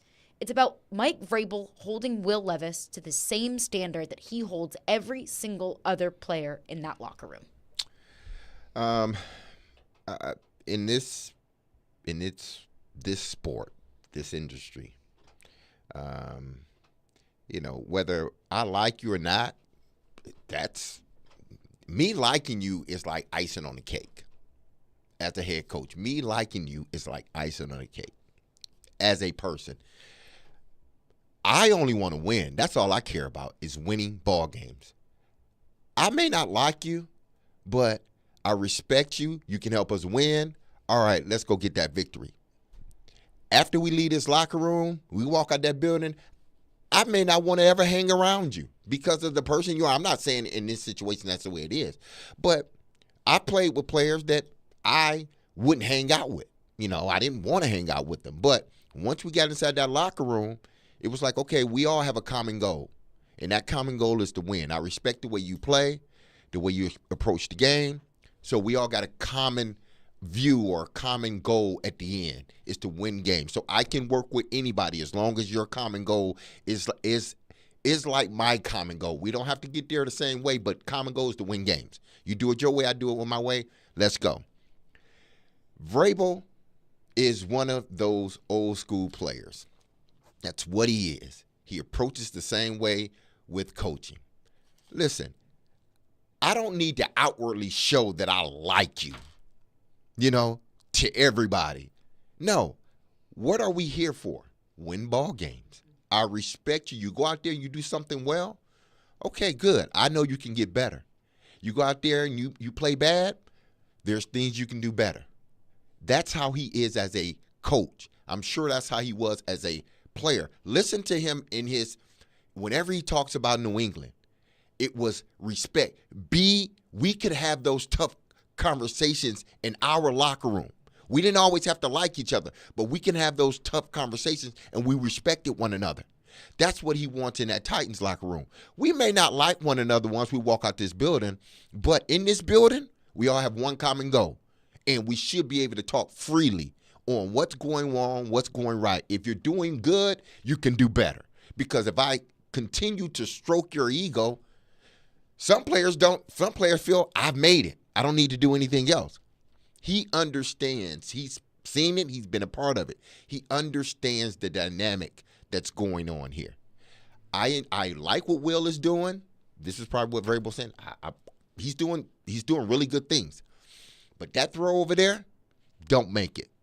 That throw right there, it can be better. I can pick out 25 things that you can get better at. But people are only praising you about the 5 things you did great. But they didn't see the other 15 things that you did wrong that you can get better. I believe you will get better. So I'm not going to sit here and stroke your ego. I'm going to tell you where you need to get better at, and then eventually we will get to that point. When did Bill Belichick ever stroke Tom Brady's ego? Very seldom, I'm sure. When did Bill Belichick say anything good about anyone ever? It was just everything was even keeled with him. That's how Vrabel is. Yes, he does go out of his way. I heard Jarrett yesterday, and he made a good point. Made guys. This is the made guy. Tannehill's a made guy. Kevin Byard was a made guy. Jeffrey Simmons is a made. Derrick Henry definitely is a made guy. So when we talk about those made guys, I'm going to speak glowingly of them because they've proven that they can do it consistently. With a rookie guy, this is the way Jarrett phrased it, he's not a made guy yet. He's in the room or he's on the team, but he's not a made guy. When you consistently start doing these things and getting better, then I will make you one of those guys, and then we can speak glowingly about you. But right now, you're not that guy. You're still picking up stuff for me. You're still doing all these other little small things. You're not the made guy yet. You're not sitting you're not sitting at the table. You're in the room, but you're not at the table. There's a difference. He's not one of those guys yet. So you're going to continue to see this until Will Levis is one of those guys that consistently plays well, consistently get better. Then you will start to hear him speak glowingly. Well, I wouldn't even say glowingly. I think it would be, Will did good today. Yeah, you're hearing more of that instead of him deferring to DeAndre Hopkins, the wide receiver, or Derrick Henry. Mm-hmm. He would say, our quarterback is playing well. Mm-hmm. Yeah, I go back to this, and I'm watching it unfold with the Titans. I'm watching it unfold with the Predators. And I think every coach on every team kind of has this, right? When a guy arrives, I think at this point we know that Will Levis is bringing stuff to the table. He's shown that he's got some potential to be a pretty good quarterback. But what level are we talking? Is he just going to be a starter in the league, a good starter in the league, a great starter in the league? There's a lot of levels to go from here on. And I think it's going to be essential where you kind of set the bar and where you try to get him to go. So I think Mike Vrabel's got his methods of, how do I get Will Levis to that next level and then the next level beyond that? If I just kind of say, yeah, great job, Will, way to get in there, and, we threw for 260 yards and you didn't do awful. That's not the end goal, right? The end goal is to get to the next level. So he's got his ways of doing it. Every coach has got to do that because it's critical that Will Levis grow from here, right? So far, I think we're all excited, and we should be, that he has shown some things right off the bat that have you say, man, they might have something there.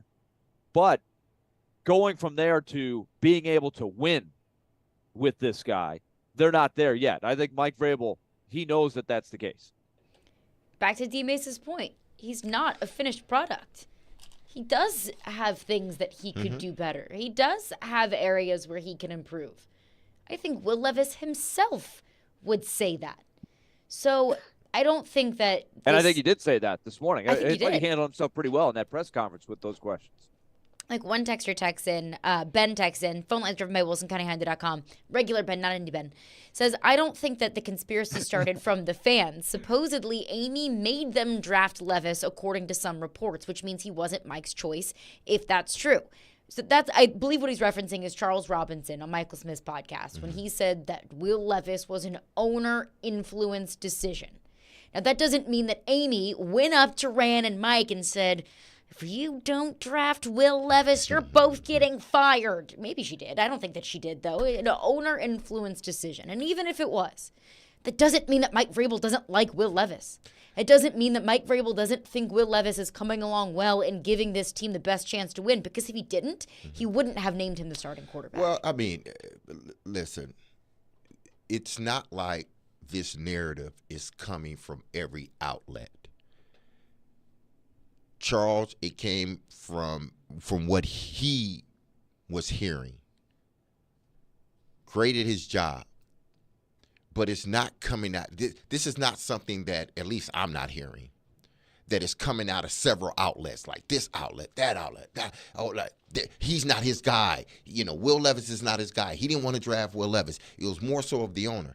Newsflash, when you draft a quarterback that high, and you, in your mind, you believe the guy that you're drafting is going to be the future of your franchise, why wouldn't the owner be involved? That's like saying the owner's not involved when you draft, your quarterback 5th overall. That's a quarterback he's a high round pick. People had a 1st round grade on Will Levis. A lot of scouts, a lot of GMs. Hell, some may even have him as a top 5 pick.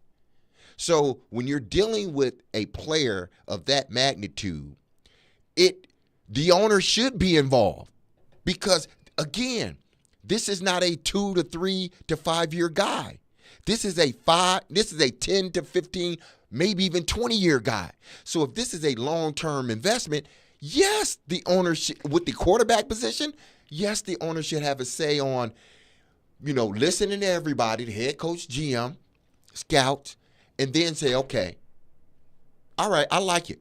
Let's go with it. An owner-influenced decision could be something as simple as, hey, I want a quarterback in this year's draft. And it could be as extreme as, you need to take this guy at this place. I don't know what it was. I'm not going to try to interpret the report there, but you're right, D-Mase.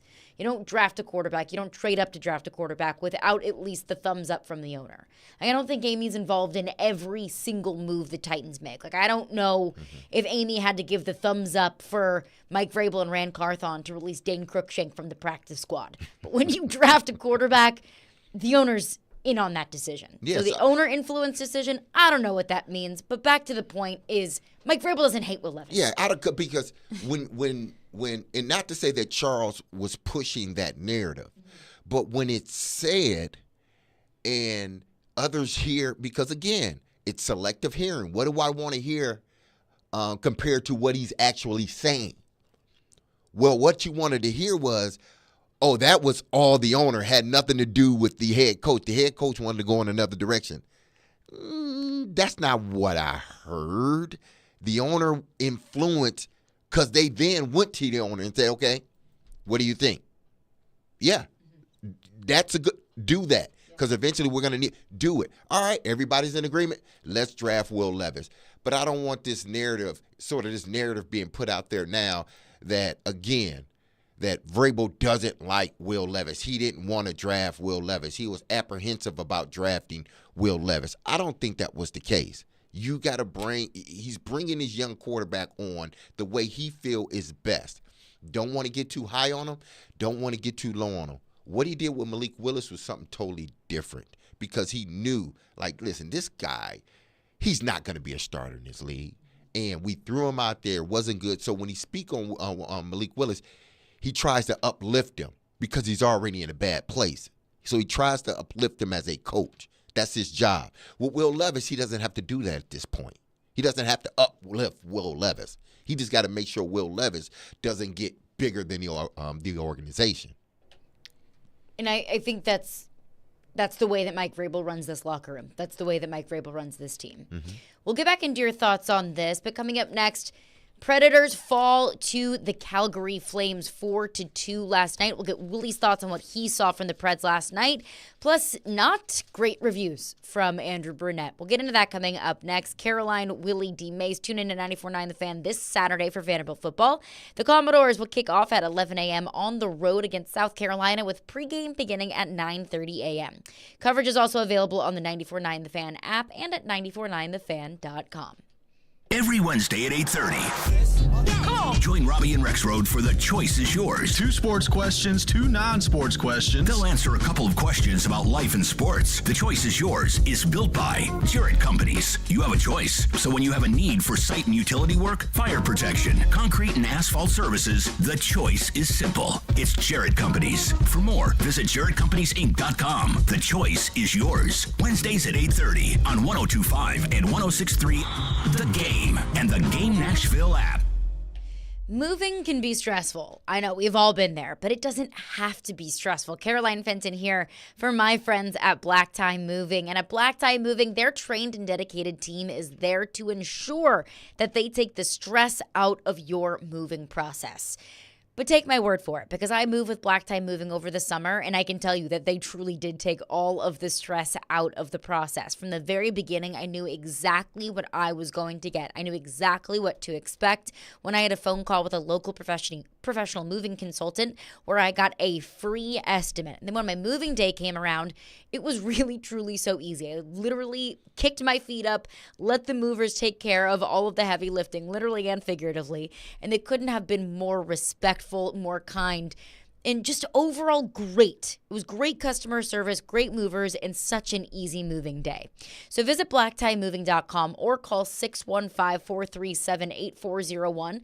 That is 615-437-8401. And be sure to mention the promo code GAME, G-A-M-E, to score 10% off of your next move. And then sit back and enjoy the best move of your life with Black Tie Moving. Predators fans, Brewhouse South in Cool Springs, Brewhouse Highway 100 in Bellevue, and Brewhouse West on Charlotte Avenue is your home for hockey action all season long. They are Predators approved and all the games are on, and they'll even give you the sound. Get awesome game day drink specials on Blue Note Bourbon and Black Abbey Beer. When you think hockey, think Brewhouse South in Cool Springs, Brewhouse Highway 100 in Bellevue, or Brewhouse West on Charlotte Avenue. Go Preds!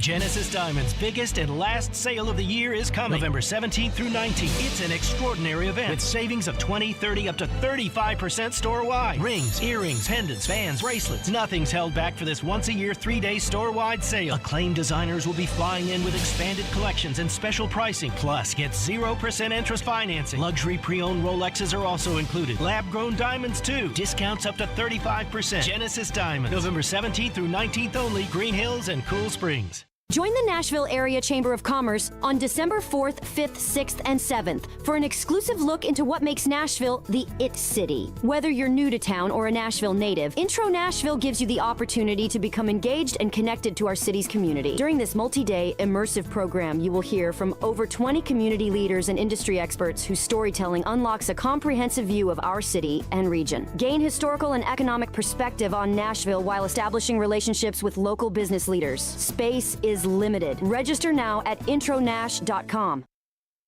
Keeping it local. The Titans get a big win. Well, Derrick Henry's on the field. It's like, all right, what's going to happen? And fun. Bad time to get Florida.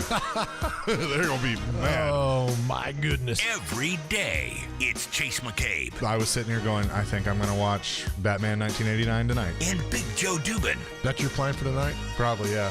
I need a night. The Chase and Big Joe Show. Brought to you by Regal Realty Group. Weekdays at 9 on 102.5 and 106.3 The Game and the Game Nashville app. Having some fun in the midday. Yeah, that's awesome. This is Caroline, Willy, and D-Mase on 102.5 and 106.3 The Game and the Game Nashville app. Got away from us a little bit early, and I thought we got to our game in the second period. We're playing well, and then kind of made a little bit of a mistake on a goal against, took some penalties, kind of lost momentum, and I thought their third period they came out and dictated the game, and we didn't really have a chance in the third, so it was a tough one. Welcome. Predators head coach Andrew Brunette said this is the first time after a game that he's been disappointed in the Predators team. The Preds fall 4-2 last night, and Willy, it felt like UC Saros was doing everything that he possibly could.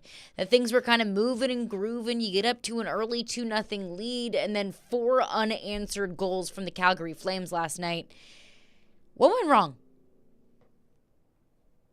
Well, I thought even when they had the 2-0 lead, if you looked at the shots at the end of the first period, it was 17-6 in favor of the Flames. So even though they were ahead, there were big signs of trouble. Mm-hmm. And UC Saros bailed them out of a lot of situations there. He tends to do that.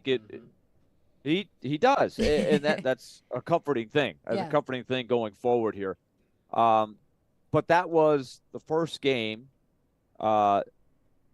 that you heard Andrew Brunette say. I was kind of disappointed with the whole group. It wasn't just the young guys, wasn't just the veterans. It was really everybody. It was, they made a couple plays to get the lead, but other than that, it was only UC Saros that was keeping them afloat. And eventually, the Flames busted through and deserved to win the game.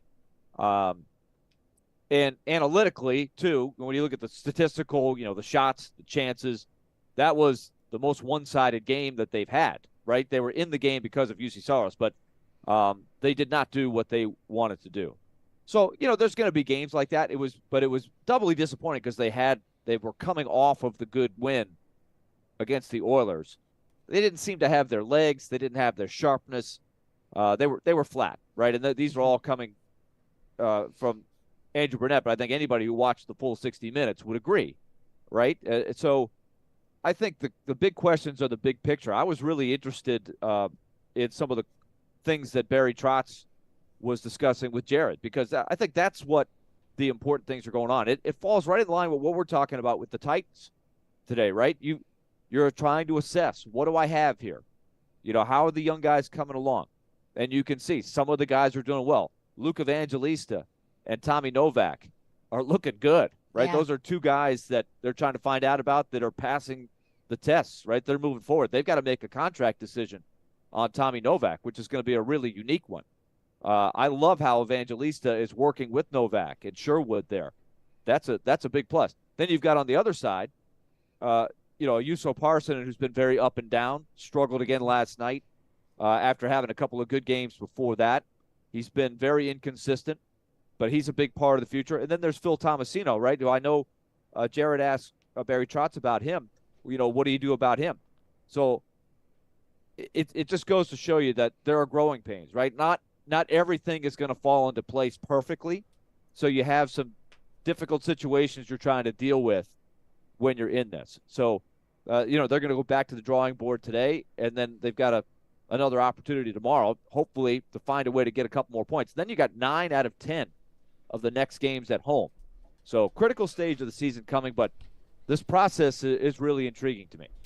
Do you think it has more to do, and I know it's early on, Willie, but anytime you take a road trip like that, eventually it starts to wear on you. Do you think that was a factor in yesterday's game? I think it's a really good question because they were in Calgary for a while. I do think at times that's what you have to fight, right? But it's the same for everybody. I'm going to give you the Mike Vrabel kind of answer, right? Everybody's under the same thing. Everybody's going to have to grind at some point. So you can't use that as an excuse. Did I think that they were a little low on zip and sharpness and battle level and fight? Yeah, I think they were flat last night. I think to a man they would all admit that. Why does that happen? I don't know. Like, you can just say, well, yeah, we've been on the road for 9 days. Well, what about tomorrow night? Now you've been on the road for 11 days. So you can't use excuses like that, even though they might be, a factor in there. But it's like tough.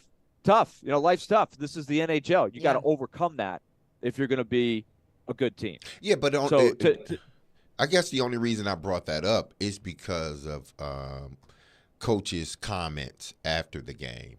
And it seems to me that when you play a game like that and the energy is not where it needs to be, the coach understands it, but he also needs to address it. Yes. And he addressed it yesterday. So that's why I brought up the whole, the West Coast swing and, got a young team. How do they handle their first sort of real,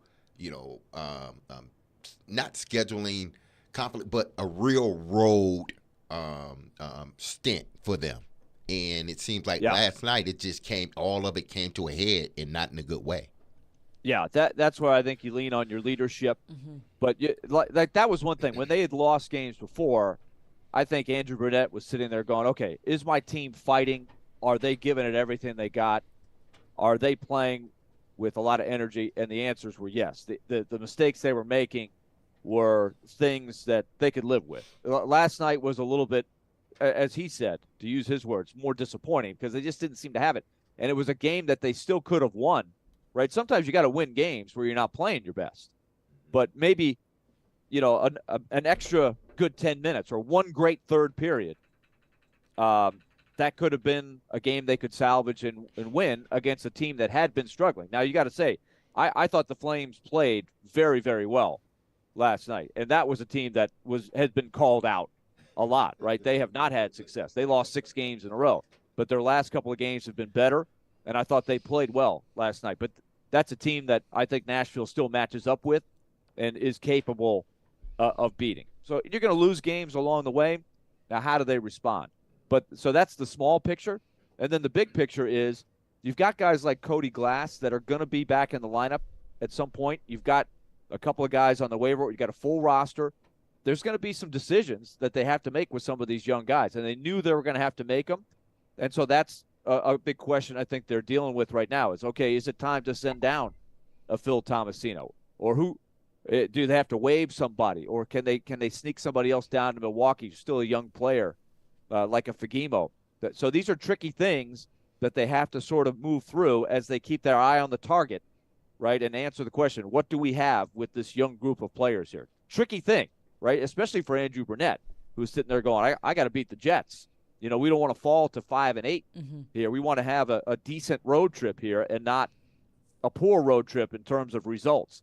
And you're doing it while you're trying to figure out, how good is Liam Foodie, right? Who had another assist. He flashed last night. Not bad.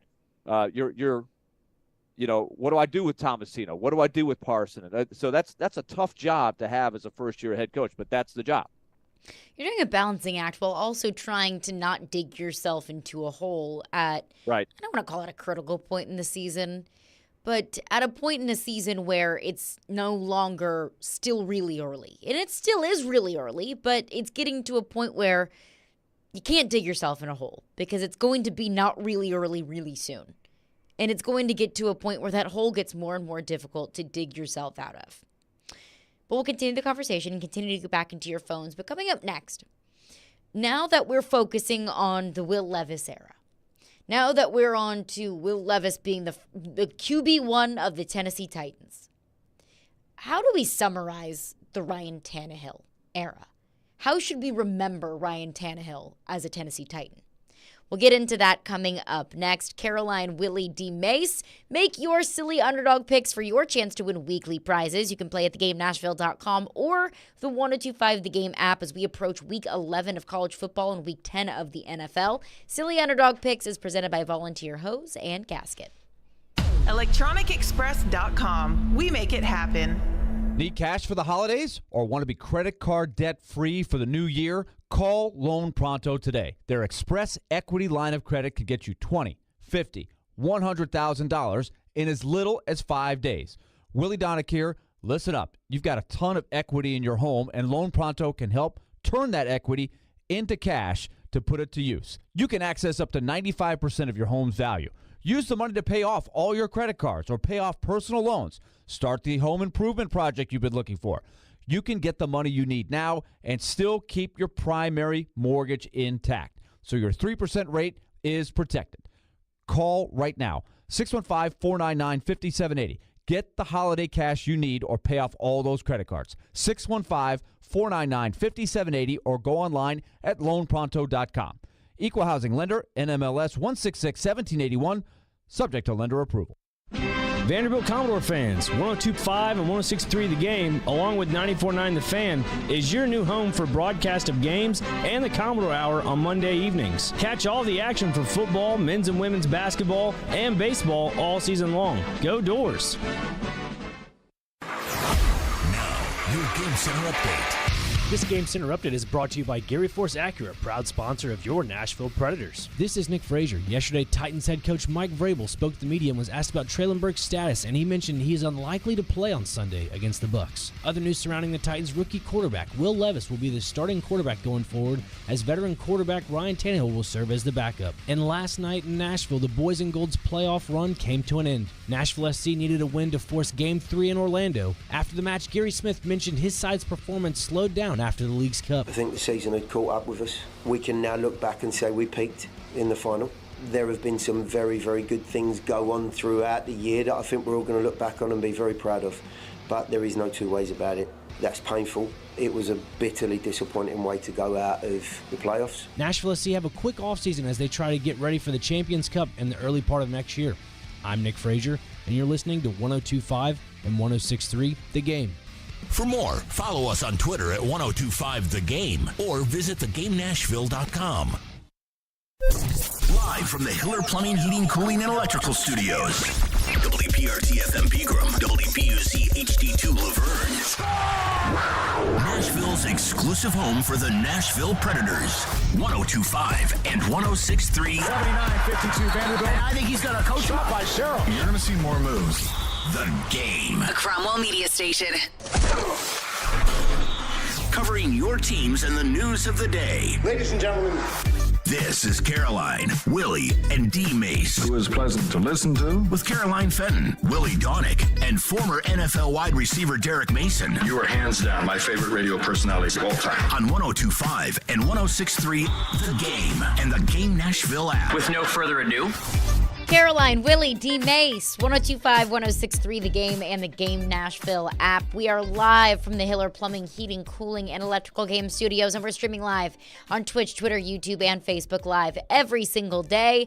And you can tune in to 94.9 The Fan this Saturday at 11 a.m. for our college football game of the week, Michigan versus Penn State, presented by Twin Peaks. Take your tailgate to Twin Peaks for scenic views of all the hottest college football games across the country and home of the 29-degree beer. Now, Mike Vrabel, of course, made the announcement of the week, the announcement of the season yesterday that Will Levis will be the starting quarterback moving forward and Ryan Tannehill will assume the backup quarterback position. Now, I think they're important conversations to have of, what are Will Levis's expectations? How was Will Levis able to manage this team moving forward? How can Will Levis try to muster up a win on the road for this team this season? I mean, my goodness. But before we look ahead, not just to Tampa Bay, but to the rest of the season and to the rest of what we can call the Will Levis era with the Tennessee Titans, I want to look back. How do you think we should remember the Ryan Tannehill era with the Tennessee Titans? Well, I mean, it's a 5-year period of he's been in the league, 13 years now? Spent 8 with Miami, I believe. Yeah, 5 here, so 13. So you're talking about a 13-year career, 5 of which was spent here in Nashville with the Titans. How do you look at his tenure here? It was good. Could have been better. Should have been better. And we are left with the phrase, what if? That's what it is. What if? We're left with that phrase. What if Ryan Tannehill didn't get hurt last year when they were 7-2 or 7-1? What if not Will Levis, but what if Ryan Tannehill didn't throw 3 interceptions against the Cincinnati Bengals? What if he had the pieces around him, or what if they put more on his plate the year they went to the AFC Championship game? These are all what ifs. These 3 what ifs. I think that's pretty much sums up his tenure here. He was a good quarterback that helped lift a organization that was sort of trying to inch their way up because they had already previously went to the playoffs. So they were sort of itching their way up, and he helped, sort of rise it up even more, a little bit quicker. But even with all that, there's 3 what ifs. That's basically what it boils down to me. Good quarterback for this organization. He was exactly what they needed at that particular time. But what if he had not thrown those 3 interceptions? What if he had not gotten hurt? And what if they had put a little bit more on his plate in that AFC Championship game from beginning to end? Yeah, I've given this a lot of thought, and we got into some of this yesterday before they made this decision, and now I think time's going forward. It's like Ryan Tannehill said when he was sort of asked about it. It was kind of a zinger. I thought, is today the day to really ask that question? There's a long way to go. That someday maybe it'll be a better time to get back into the legacy. And about the playoff game? About the playoff game specifically. Yeah. And he said, he gave the right answer. It's not up to me to decide what my legacy is. It's up to everybody else that, has a passionate, interest in being a Titans fan or a Titans historian. That's how it's going to be. The way I look at it, I said this yesterday, I don't think I've changed my thought. I hope people remember where the franchise was when he took over. And not just for the one game. I understand how sports work, right? We mentioned Bill Buckner yesterday and Ernest Biner and all of these things where a guy is remembered for one thing and people lose sight of how successful somebody's arc of a career is.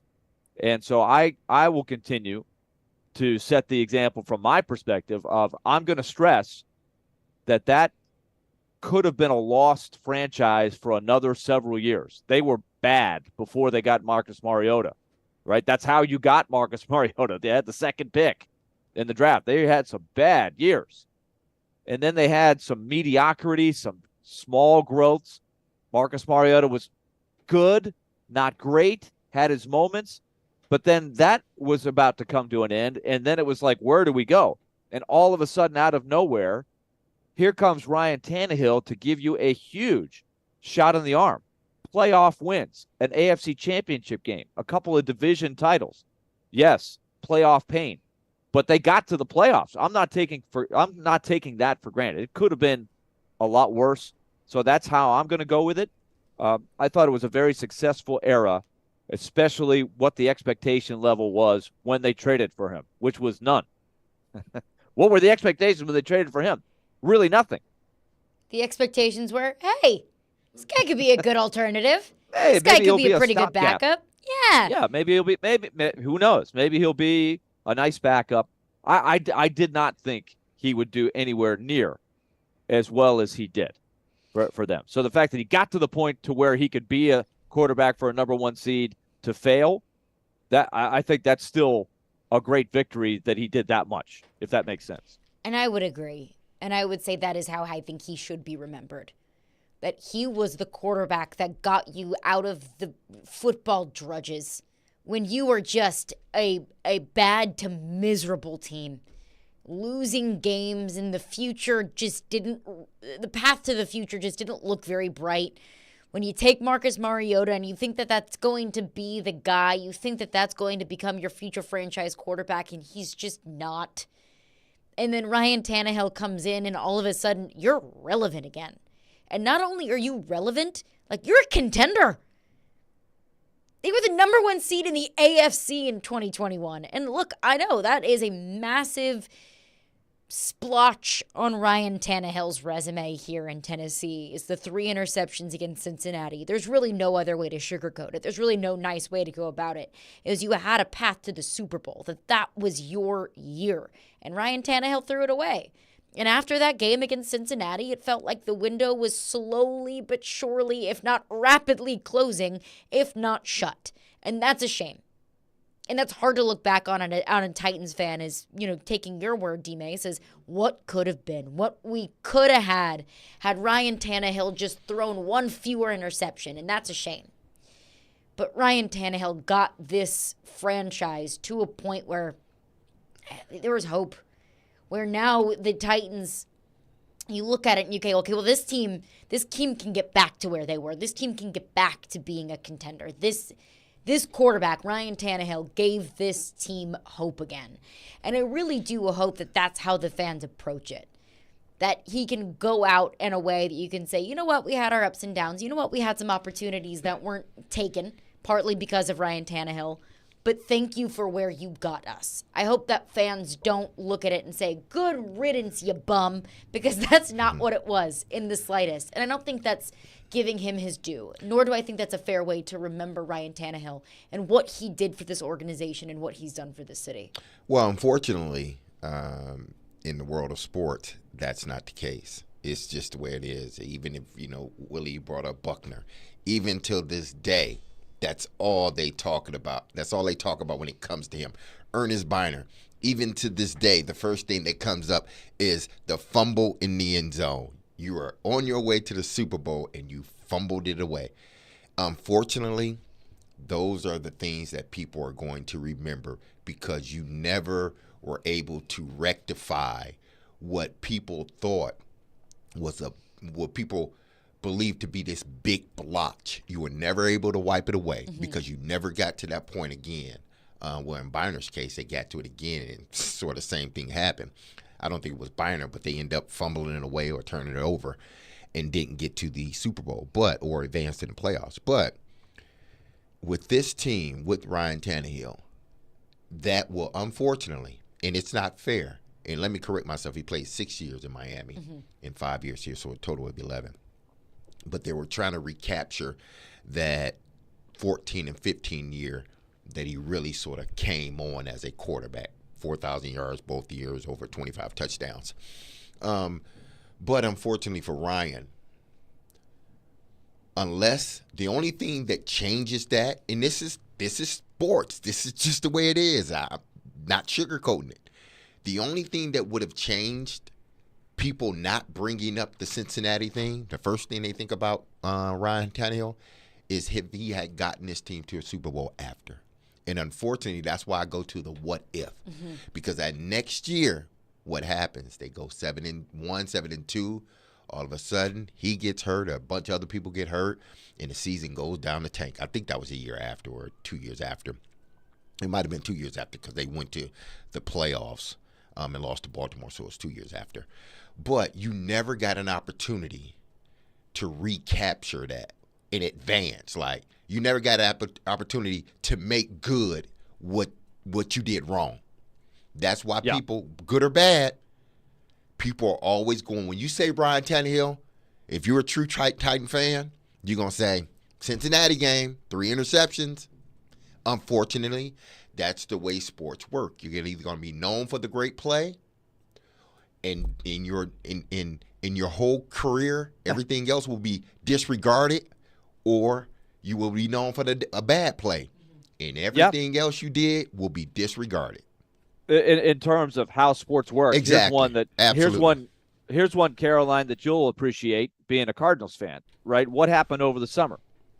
David Freese, who is known basically for one thing, heroics in the 2011 World Series, he was offered a spot, like he was voted in to the Cardinals Hall of Fame. And this is an unbelievable story. This is a great topic for a show, right? He said, I don't want it. I don't feel like I deserve to be a Cardinal Hall of Famer because of one great World Series, right? 2 great moments. I thought that was an incredibly noble thing to do. He could have easily said it. But it just shows you, like you're saying, Derek, you're remembered for the big plays and not as much your whole career. David Freese was a good player for a long time. He just wasn't player, in his mind. In his mind, he wasn't a Hall of Fame player, even for the Cardinals. I thought that was a really interesting. That's like the switch of what we're talking about, sort of the opposite. So I hope that someday, I'm not saying Ryan Tannehill necessarily needs to be in the Titans Hall of Fame, but I hope someday at least that when they bring him back, and I think this day will come down the road, maybe it's 10 years from now, and they bring him back to the stadium and they bring him out to the field, or they have him do the sword, the 12th man or whatever, that there's a great warm reception and appreciation. It still might take some time, right? Because we know that there is nothing like playoff pain, right? Especially in the divisional round. Ask the Cowboys, right? And Tony Romo and Dak Prescott, right? They've been to the divisional playoffs so many times, and they can't even get to the NFC Championship game. That's a stinger. So those divisional losses hurt even more. Like, at least when you say, well, we got to the AFC Championship game, you can say we were in the Final Four. That's even another level than falling short in the divisional when you have the home field. Those ones really hurt. Do you think Ryan Tannehill will ever be a starter in the league again? Yes. There are too many teams right now that are void of a starter, like a true starter that can win you games. And to me, Ryan, once he's healthy, he is a starting quarterback in this league. I think he will get another opportunity to be a starting quarterback in this league.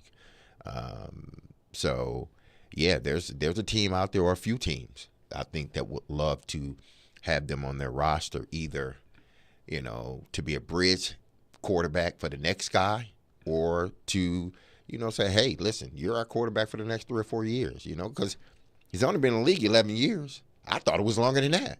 He's only been in the league 11 years, and once he gets this ankle situation straight, he has no knee problems, no shoulder problems. He should be good to go for another 5 years. That's if he wants to play.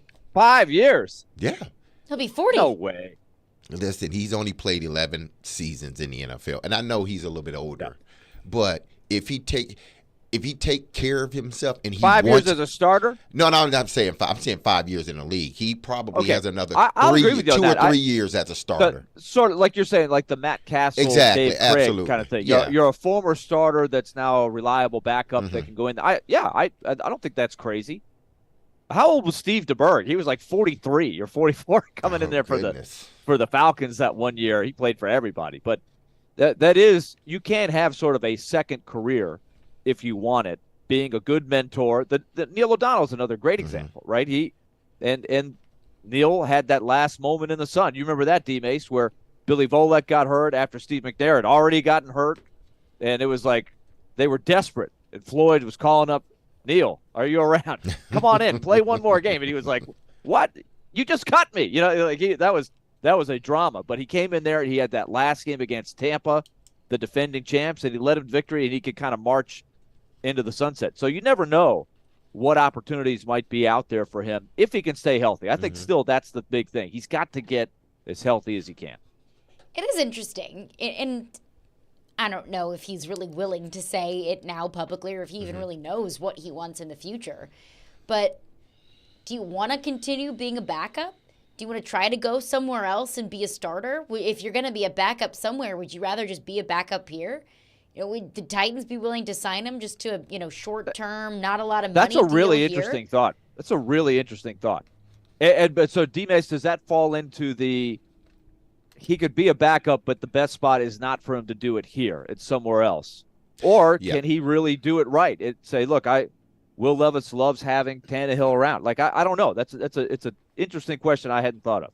As I've said this before, as much as I enjoyed having Matt Hasselbeck here, because I think he was a perfect quarterback for that period of time that he was here, to bridge that gap between Jake Locker, he and Jake Locker. I think it was Jake Locker, right? It was Jake Locker. He was the quarterback. It was Jake Locker, yeah. What did I say then?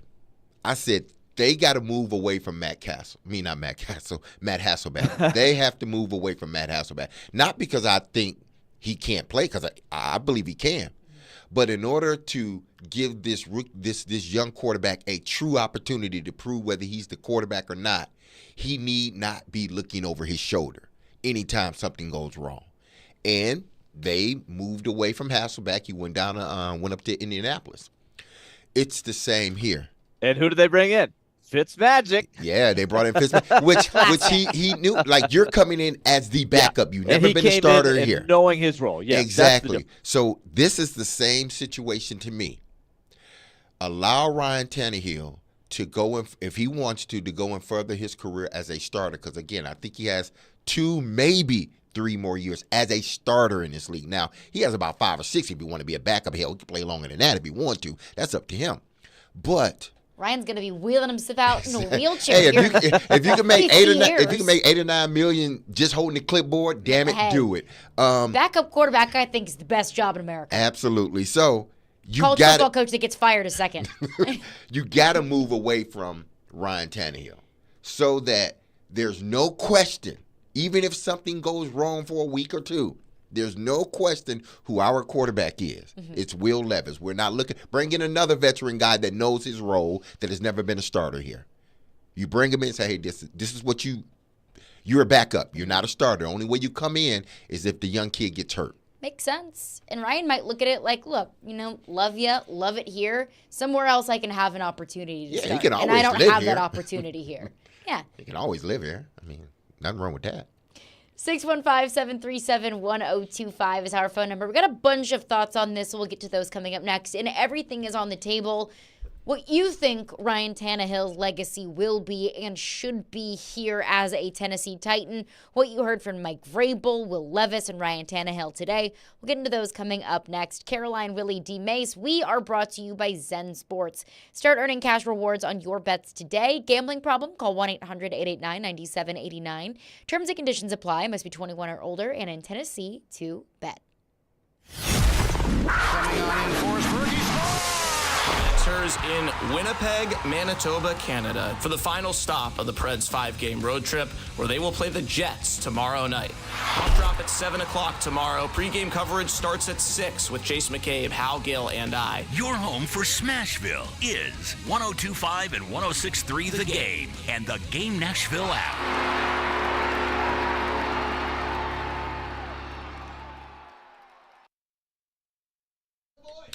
Everybody, what's going on? Happy hump day, everybody. And once again, I need to tell you something. It's about Zen Sports. They're exclusively, let me just say this, as I put on my glasses so I can read. They're exclusively the exclusive betting app for Tennessee. And listen, we've been talking about Zen Sports for the last few months now.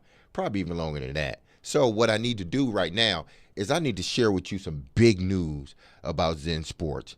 Now when you sign up for Zen Sports, you will receive up to $1,000 no danger first wager. That's right. When you place your first bet on Zen Sports, you can be reimbursed for the amount of your bet up to $1,000 if the bet loses. And there's even more good news, people.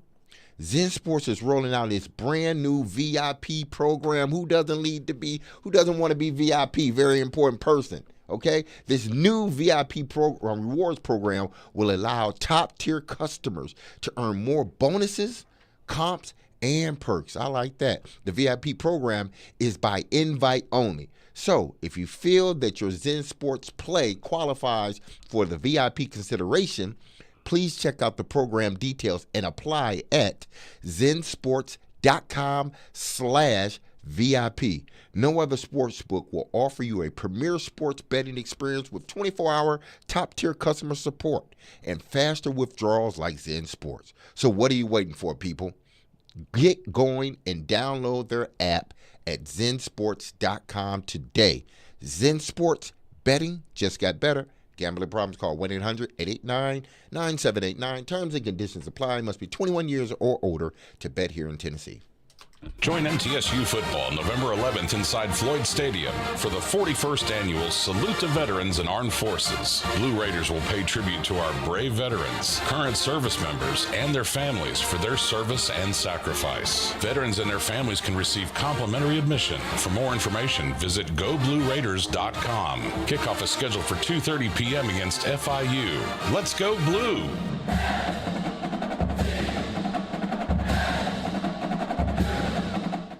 The holidays are just around the corner. We're getting there fast.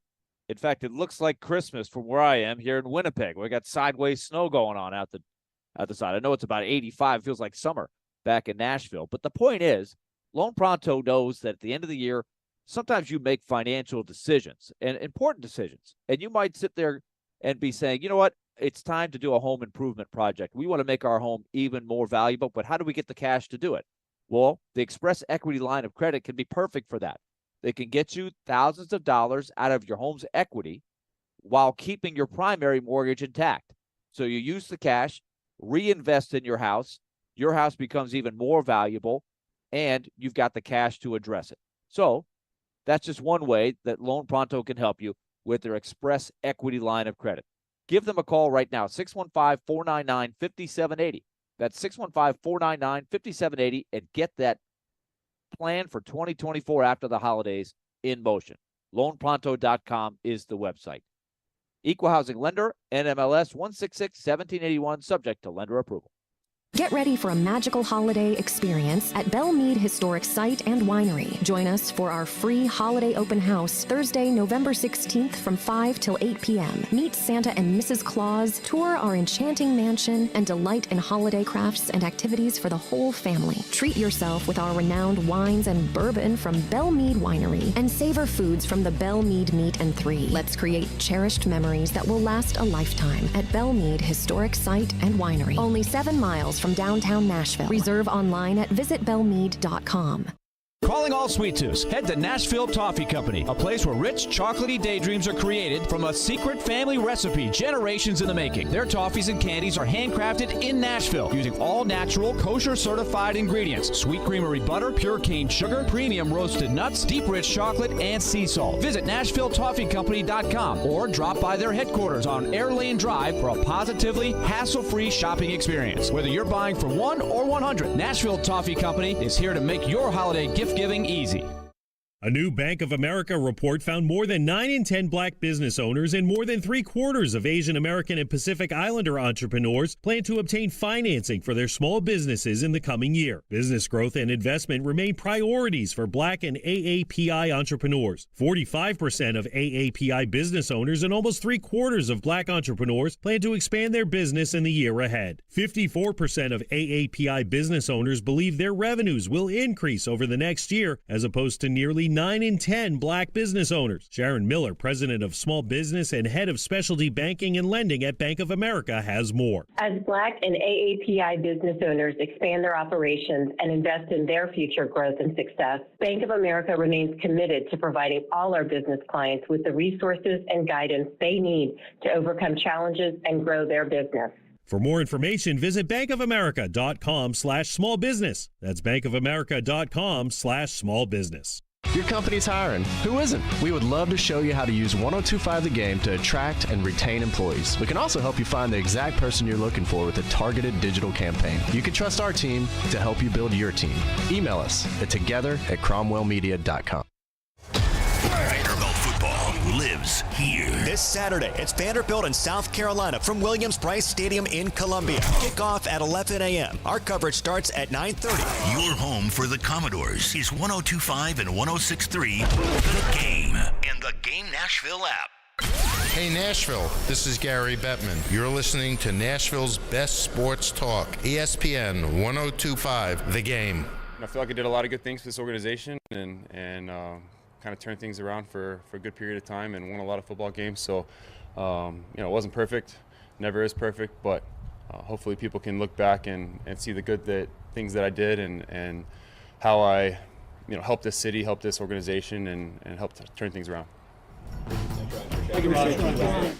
That was Ryan Tannehill in his press conference today. And hey, look, he's right. You are not the person who is in charge of determining what your legacy is going to be or how you are remembered. All you can do is give it everything you got and be able to step away with a feeling of pride. I don't know if I quite believe that. I don't. Why?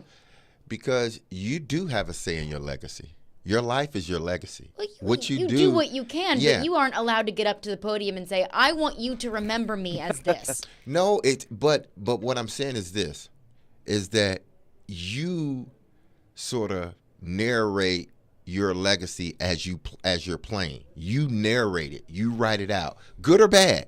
It's happening for you. So if you've won 3 championships, you've written your legacy. You are a champion. That's what people are going to look at you Ryan at. Tannehill can't do that now. I know that. But what I'm saying is this.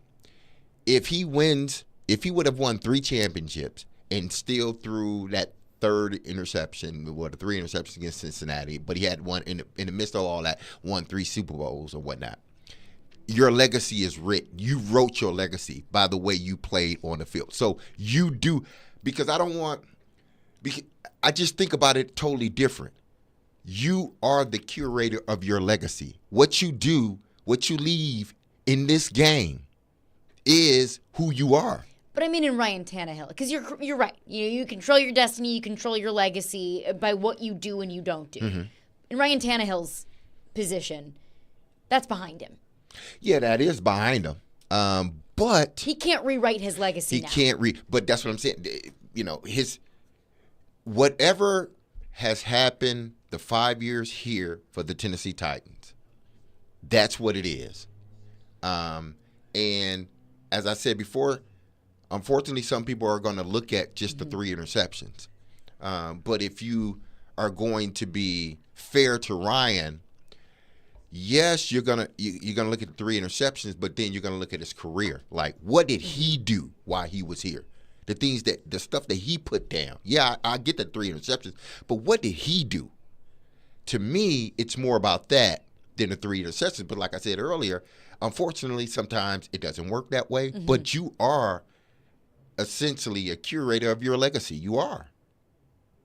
You are the guy that sets it. Now, whether people want to hype it up or not or dismiss it, that's, again, that's up to them. But you are writing your legacy in this game of football as you go. Let's get into some of your thoughts on it. Go ahead, Willie. Oh, it's an interesting point. I think it's I would love to know just what our listeners think initially, what it's going to be. But keep in mind, remember, like, Neil O'Donnell was cut from the Titans, and they thought it was over, right? And he had a certain legacy. And he did get that last opportunity I referred to that we never would have thought was coming. And he got one more nice win, big win for a final impression. So my point is, like, who knows? Like, maybe the last couple of games, maybe Ryan Tannehill gets another chance to make a great impression and add or subtract from the legacy with an opportunity. So we never know. It's not a finished. The book isn't completely closed yet, but I think it's a great discussion. Let's get into your thoughts on it. Our phone lines are driven by WilsonCountyHonda.com. 615-737-1025 is our phone number if you have a thought. John Texan says, could you see the Falcons following the Jets model, sign Tannehill this offseason, and sit Ritter behind him for a season or two? I don't think that was the Jets model. I think the Jets model was, let's do every single thing that we possibly can to win a Super Bowl. We'll go out and get Aaron Rodgers, and then we'll deal with the repercussions after. Did he watch Ritter play? Didn't Ritter get benched? There's no, bring it in Ryan Tannehill. No, you're done, Ritter. Yeah. They want their quarterback of the future. They want to be able to draft a quarterback in the first round. They got their running back. They got some receivers or tight ends. Now they want to get their quarterback. Ritter, they're not going back. If they go back to Ritter, then Arthur Smith, you need not be the head coach of that team anymore. This is his second season in the league.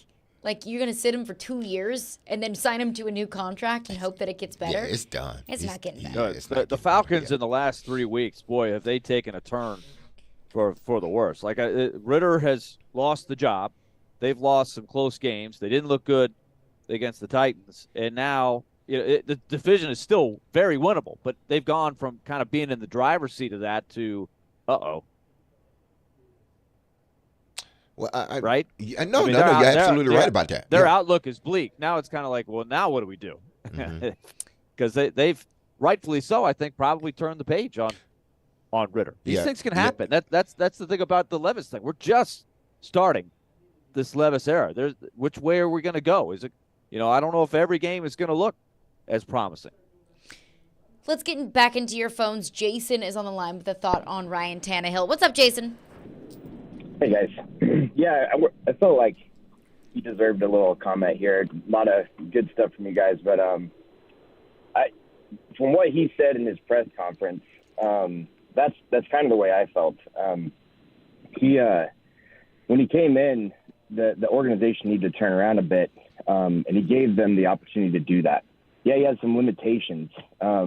He's not, Tom Brady, but in trying to control his own legacy, I think he did the best that he could.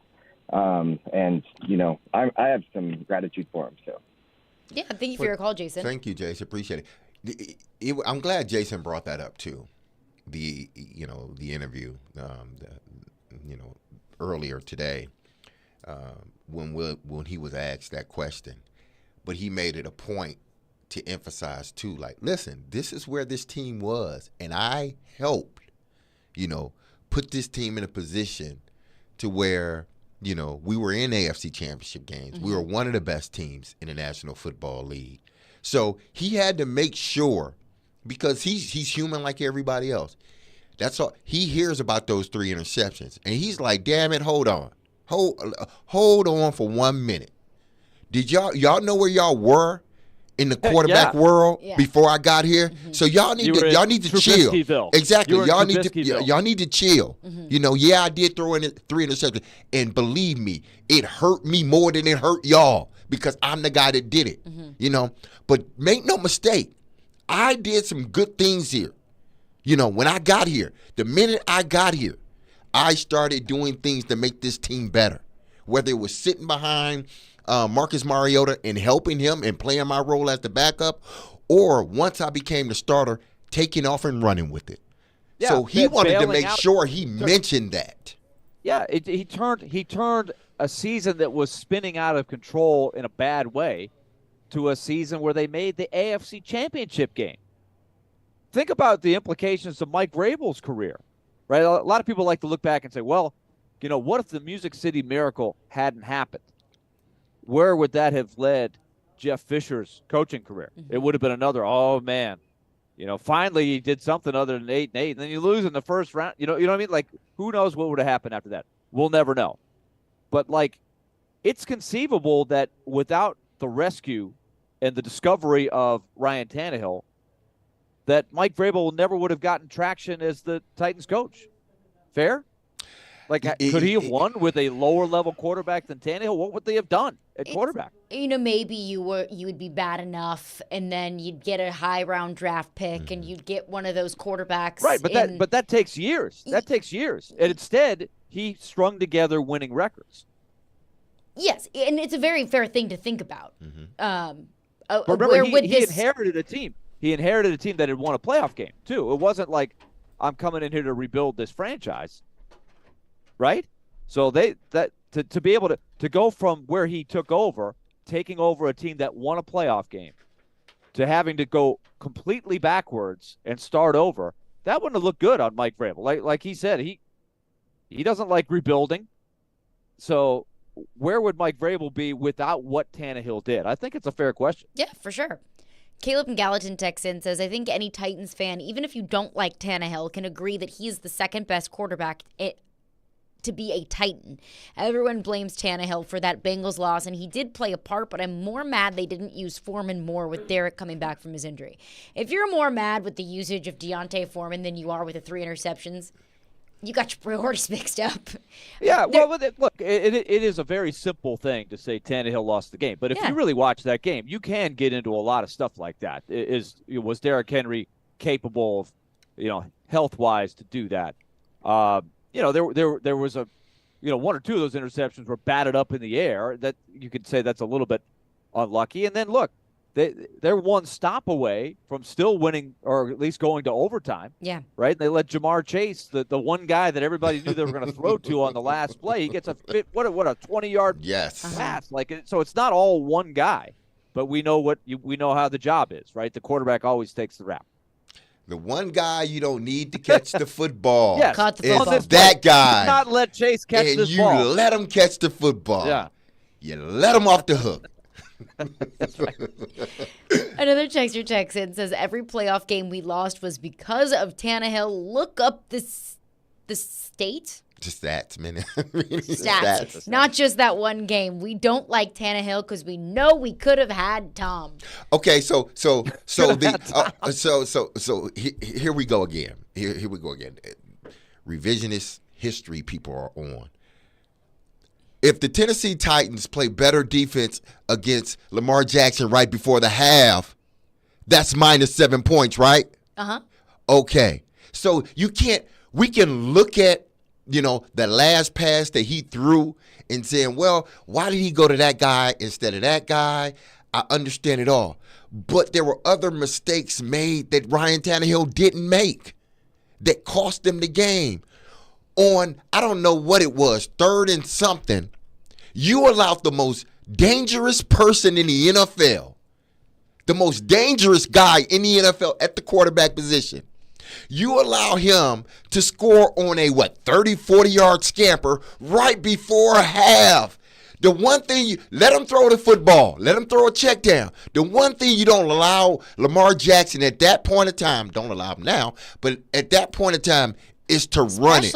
Exactly. Because at that time, he was still learning how to be a passer, but he was killing people with his legs. And you defense allowed him to run, scamper 30-something yards for a touchdown right before half, where the game was tight.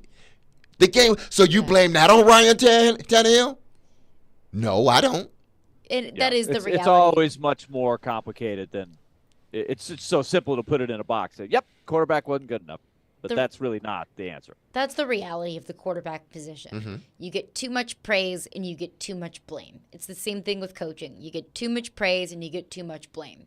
But I think when you look at it, Ryan Tannehill brought this team back from quarterback purgatory. This team from being, just middle of the road at best. Brought you back to being a contender. Did he lose some games for you? Yeah. Did you miss out on some opportunities because of bad decision making from Ryan Tannehill? Yeah, but overall, he did a lot of good things for this franchise. Tomorrow, it's your chance to participate in Preds Pick to Click, and if you correctly guess a Preds player that scores a goal in the Preds game tomorrow night, you will win a pair of tickets to an upcoming Preds home game. Participate with Robbie and Rex Road tomorrow morning at 8:45 a.m. Pick to Click brought to you by TJ Anderson Homes of Benchmark Realty. List your home with TJ to get your home seen, heard, and sold. We are Nashville's best sports talk, live and local from 6 a.m. to 6 p.m. When you want the national Hey. I got this. I'll take it from here. Okay, go ahead. Dying to hear this. We have the best national voices that you'll find anywhere. Who was more deserving of being thrown from their game? I'm odd, so I get the odd picks. They have a new coaching staff. It's not a bad scenario for them. We are 102.5 and 106.3 The Game. And 94.9 The Fan. Happy hump day, people out there. Man, listen up. I need to tell you something right quick, okay? So pay attention. I need to tell you about Cool Springs MD. Over the years, more men have started to seek help for hormone deficiencies and imbalances. And Dr. Jeffrey Lodge and his wife Daphne, along with that wonderful and experienced staff, give men the treatment required to improve their quality of life. Cool Springs MD services have already helped many men of Brentwood, Nashville, and the surrounding areas in Tennessee with improving their immune systems, energy levels, cognitive functions, and more. They're there to connect you with the medical care you require to have a healthy and enriched life. So there's no better time now to achieve a healthy lifestyle. So men, what are you waiting for? Get Dr. Jeffrey Lodge and Cool Springs MD a call today for an appointment. Here's the number, 615-486-3458. That's 615-486-3458, or visit our website at coolspringsmd.com. When Genesis Diamonds has a sale, you know it's the real deal. And it's happening November 17th through 19th. Our final store-wide sale of the year with deep discounts up to 35% off. This is the big one. The one where they break all the rules. Plus, Genesis selection is nearly double. With designers flying in their entire collections. All on sale. This is the last and best jewelry buying opportunity of the year. Luxury pre-owned Rolexes and lab-grown diamonds on sale too. Save up to 35% and get zero interest financing. November 17th through 19th at Genesis Diamonds, Green Hills, and Cool Springs. My foster parents didn't just teach me to fish. They taught me that persistence and patience pay off. They didn't just teach me to bake the perfect birthday cake. They also taught me to measure and meet my own potential. They didn't just teach me to garden. They taught me to plant seeds and watch them grow. And they didn't just teach me to walk. They taught me to stand on my own 2 feet. Foster a child and change their future. Visit youthvillages.org/foster. Hey, it's John Tesh. You know, we've all felt the impact of inflation on everything from food to housing to gas. But most people don't realize the cost of your home and auto insurance is also likely to go up. With the rising cost of building materials, car parts, and labor, even the insurance companies are taking a hit, which means you will too. So if you're working with a company that only has one option and not a company that shops multiple carriers to find the best deal, you're wasting your money. It's why you should be working with Zander Insurance. They represent over 24 top insurance companies that are competing for your business, meaning you get the right home and auto coverage at the lowest prices this year and every year. And Zander's service can't be beat, I know from experience. Just check out their reviews. Saving money has to be a priority these days. Go to Zander.com or call 800-356-4282 and find out how much you can save. You'll see why over 500,000 families trust Zander. Calling all sweet tooths. Head to Nashville Toffee Company, a place where rich, chocolatey daydreams are created from a secret family recipe generations in the making. Their toffees and candies are handcrafted in Nashville using all natural, kosher-certified ingredients. Sweet creamery butter, pure cane sugar, premium roasted nuts, deep rich chocolate, and sea salt. Visit NashvilleToffeeCompany.com or drop by their headquarters on Air Lane Drive for a positively hassle-free shopping experience. Whether you're buying for 1 or 100, Nashville Toffee Company is here to make your holiday gift giving easy. Want an inexperienced surgeon? Okay, nurse, I'm ready for the scalpel. How about an inexperienced airline pilot? Ladies and gentlemen, this is your captain, and I'm terrified. Experience matters, and we have it. Regal Realty Group is experienced to help you from contract to close. They know the area, understand financing, and have up-to-date property listings and comparisons. Oh, and lots of experience. Visit RegalRG.com. At Navy Federal Credit Union, we want to share special thank you messages this Veterans Day. And who better to hear them from than your friends and family? Happy Veterans Day to my husband, Timothy Golden. We are so proud of you. I'd like to shout out Brendan Barrett, who served as an infantryman in the U.S. Army. Sending a happy Veterans Day shout out to my amazing husband, Shane Dixon. And from all of us here, happy Veterans Day. Use hashtag Gratitude Mission to thank a veteran and honor their service. Your service inspires ours. Navy Federal Credit Union. Our members are the mission. Insured by NCUA. If it's important to Nashville, I'll put it out right now. It's important to Jared Stillman. Like, that's it. He's not afraid to ask the tough questions. Something is going on, and the question is, what does it mean? Or give the strong opinion. And just needed the bozo offensive coordinator to stop ruining the quarterback. Stillman and Company. Weekdays at 2 on 102.5 and 106.3 The Game and the Game Nashville app.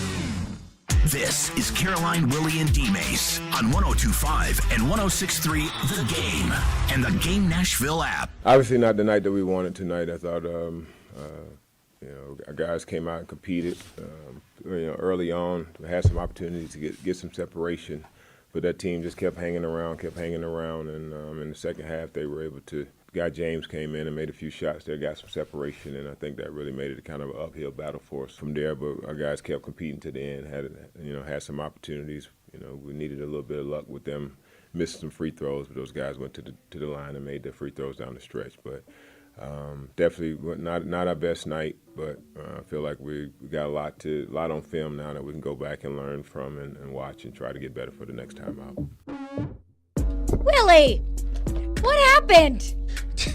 I don't know. Hey, Willy, go ahead. I'm sorry. I mean, look, I was devastated. after all of what they did last year to get positive momentum, get the fans engaged. That was so much fun down the stretch. And then they got the rug pulled out from under them, as we know. But to their credit, they competed in the NIT. They won a couple games. They felt like they had some momentum going. Why did they not make it last year? Well, part of the reason is they had a couple of bad losses at the beginning of the year.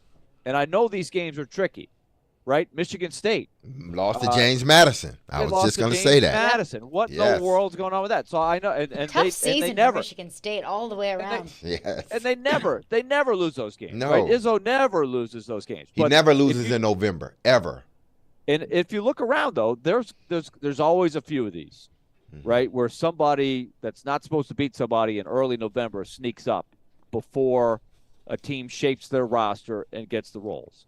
Especially in this day and age where you got half a new roster every year with transfers and freshmen coming in and graduate transfers, all of this stuff. But this is why North Carolina's got a guy age 25 on his third school. Oh, snaps. I had graduated after playing 4 years of college and played 2 years of minor league baseball by the time I was 25. My goodness. That's somebody's dad out there. It's unbelievable. 401k. Exactly. I know, a 401k. But look, I know the howling last night on Twitter. I did not see one play, right? I was preparing for the game with it, and honestly, I'm not dying to go back through and watch that game but on a replay. Those things happen. Right, and in fairness, for people that don't know, Tyron Lawrence didn't play. He's injured. They held him out, but you still got to be able to beat that team. Yeah. You have to be able to beat Presbyterian without your best player. Come on. This is the drill, right? This is costly. And so that's a tough loss. But this is why we love college basketball so much, because I was saying this to Caroline off air. Like, you don't necessarily have to have the best 5 or the best starting 7. You don't in college basketball. It's who's shooting the best that particular night. If Presbyterian, let's just say, I don't know what their stats were, but let's just say they went 30 for 35 from three-point range. That's going to win you a lot of games. I'm not saying they went that, and then say if you're missing. They shot 50% from 2 or from the field. But they didn't. It wasn't any great shakes. Look, I'd love to credit Presbyterian, and they probably played. But you got to credit them, Willie. They won. Like I credit James Madison for beating my Spartans. But I'm glad it's early in the season, and it's not in a tournament, So if they're going to beat the Spartans or if they're going to beat Vanderbilt, now listen, your Vanderbilt team ain't on the same plane as my Spartan team, so. No, it's all relative, right? No, not relative. It's not relative. It's just true, really, Willie. I'm just messing with you. No, I hear you.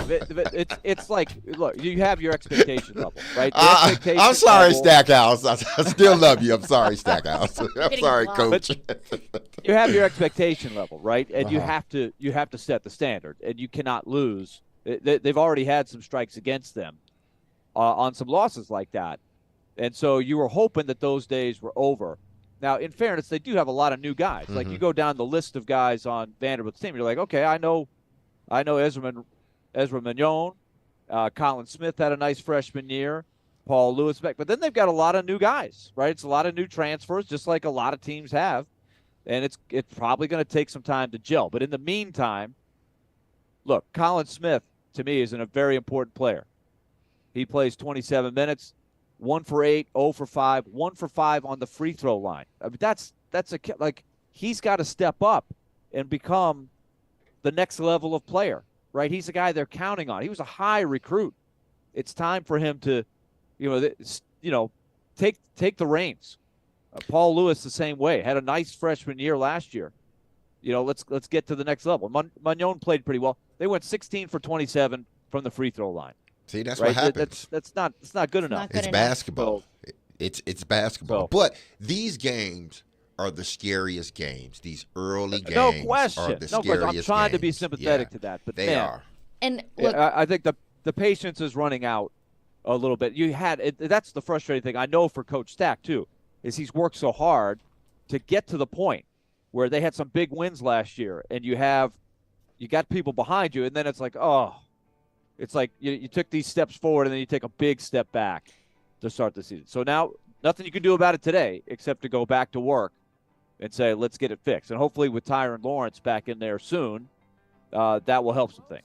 And look, it's early. It's November. November basketball, weird things happen. But I remember watching the selection show in March, thinking Vanderbilt took down a top 10 Tennessee team. They beat Kentucky in the SEC tournament, rather.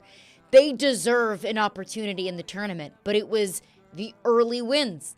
Losses. Losses to Grambling. Losses to Southern Miss early in the season. That was the argument to keep Vanderbilt out. So it's disappointing to see some of those early season losses in games that you absolutely shouldn't lose. But that's going to do it for us today. We'll be back tomorrow at 11 a.m. Stillman & Company. What's up next? Be loved and love on your people. Peace.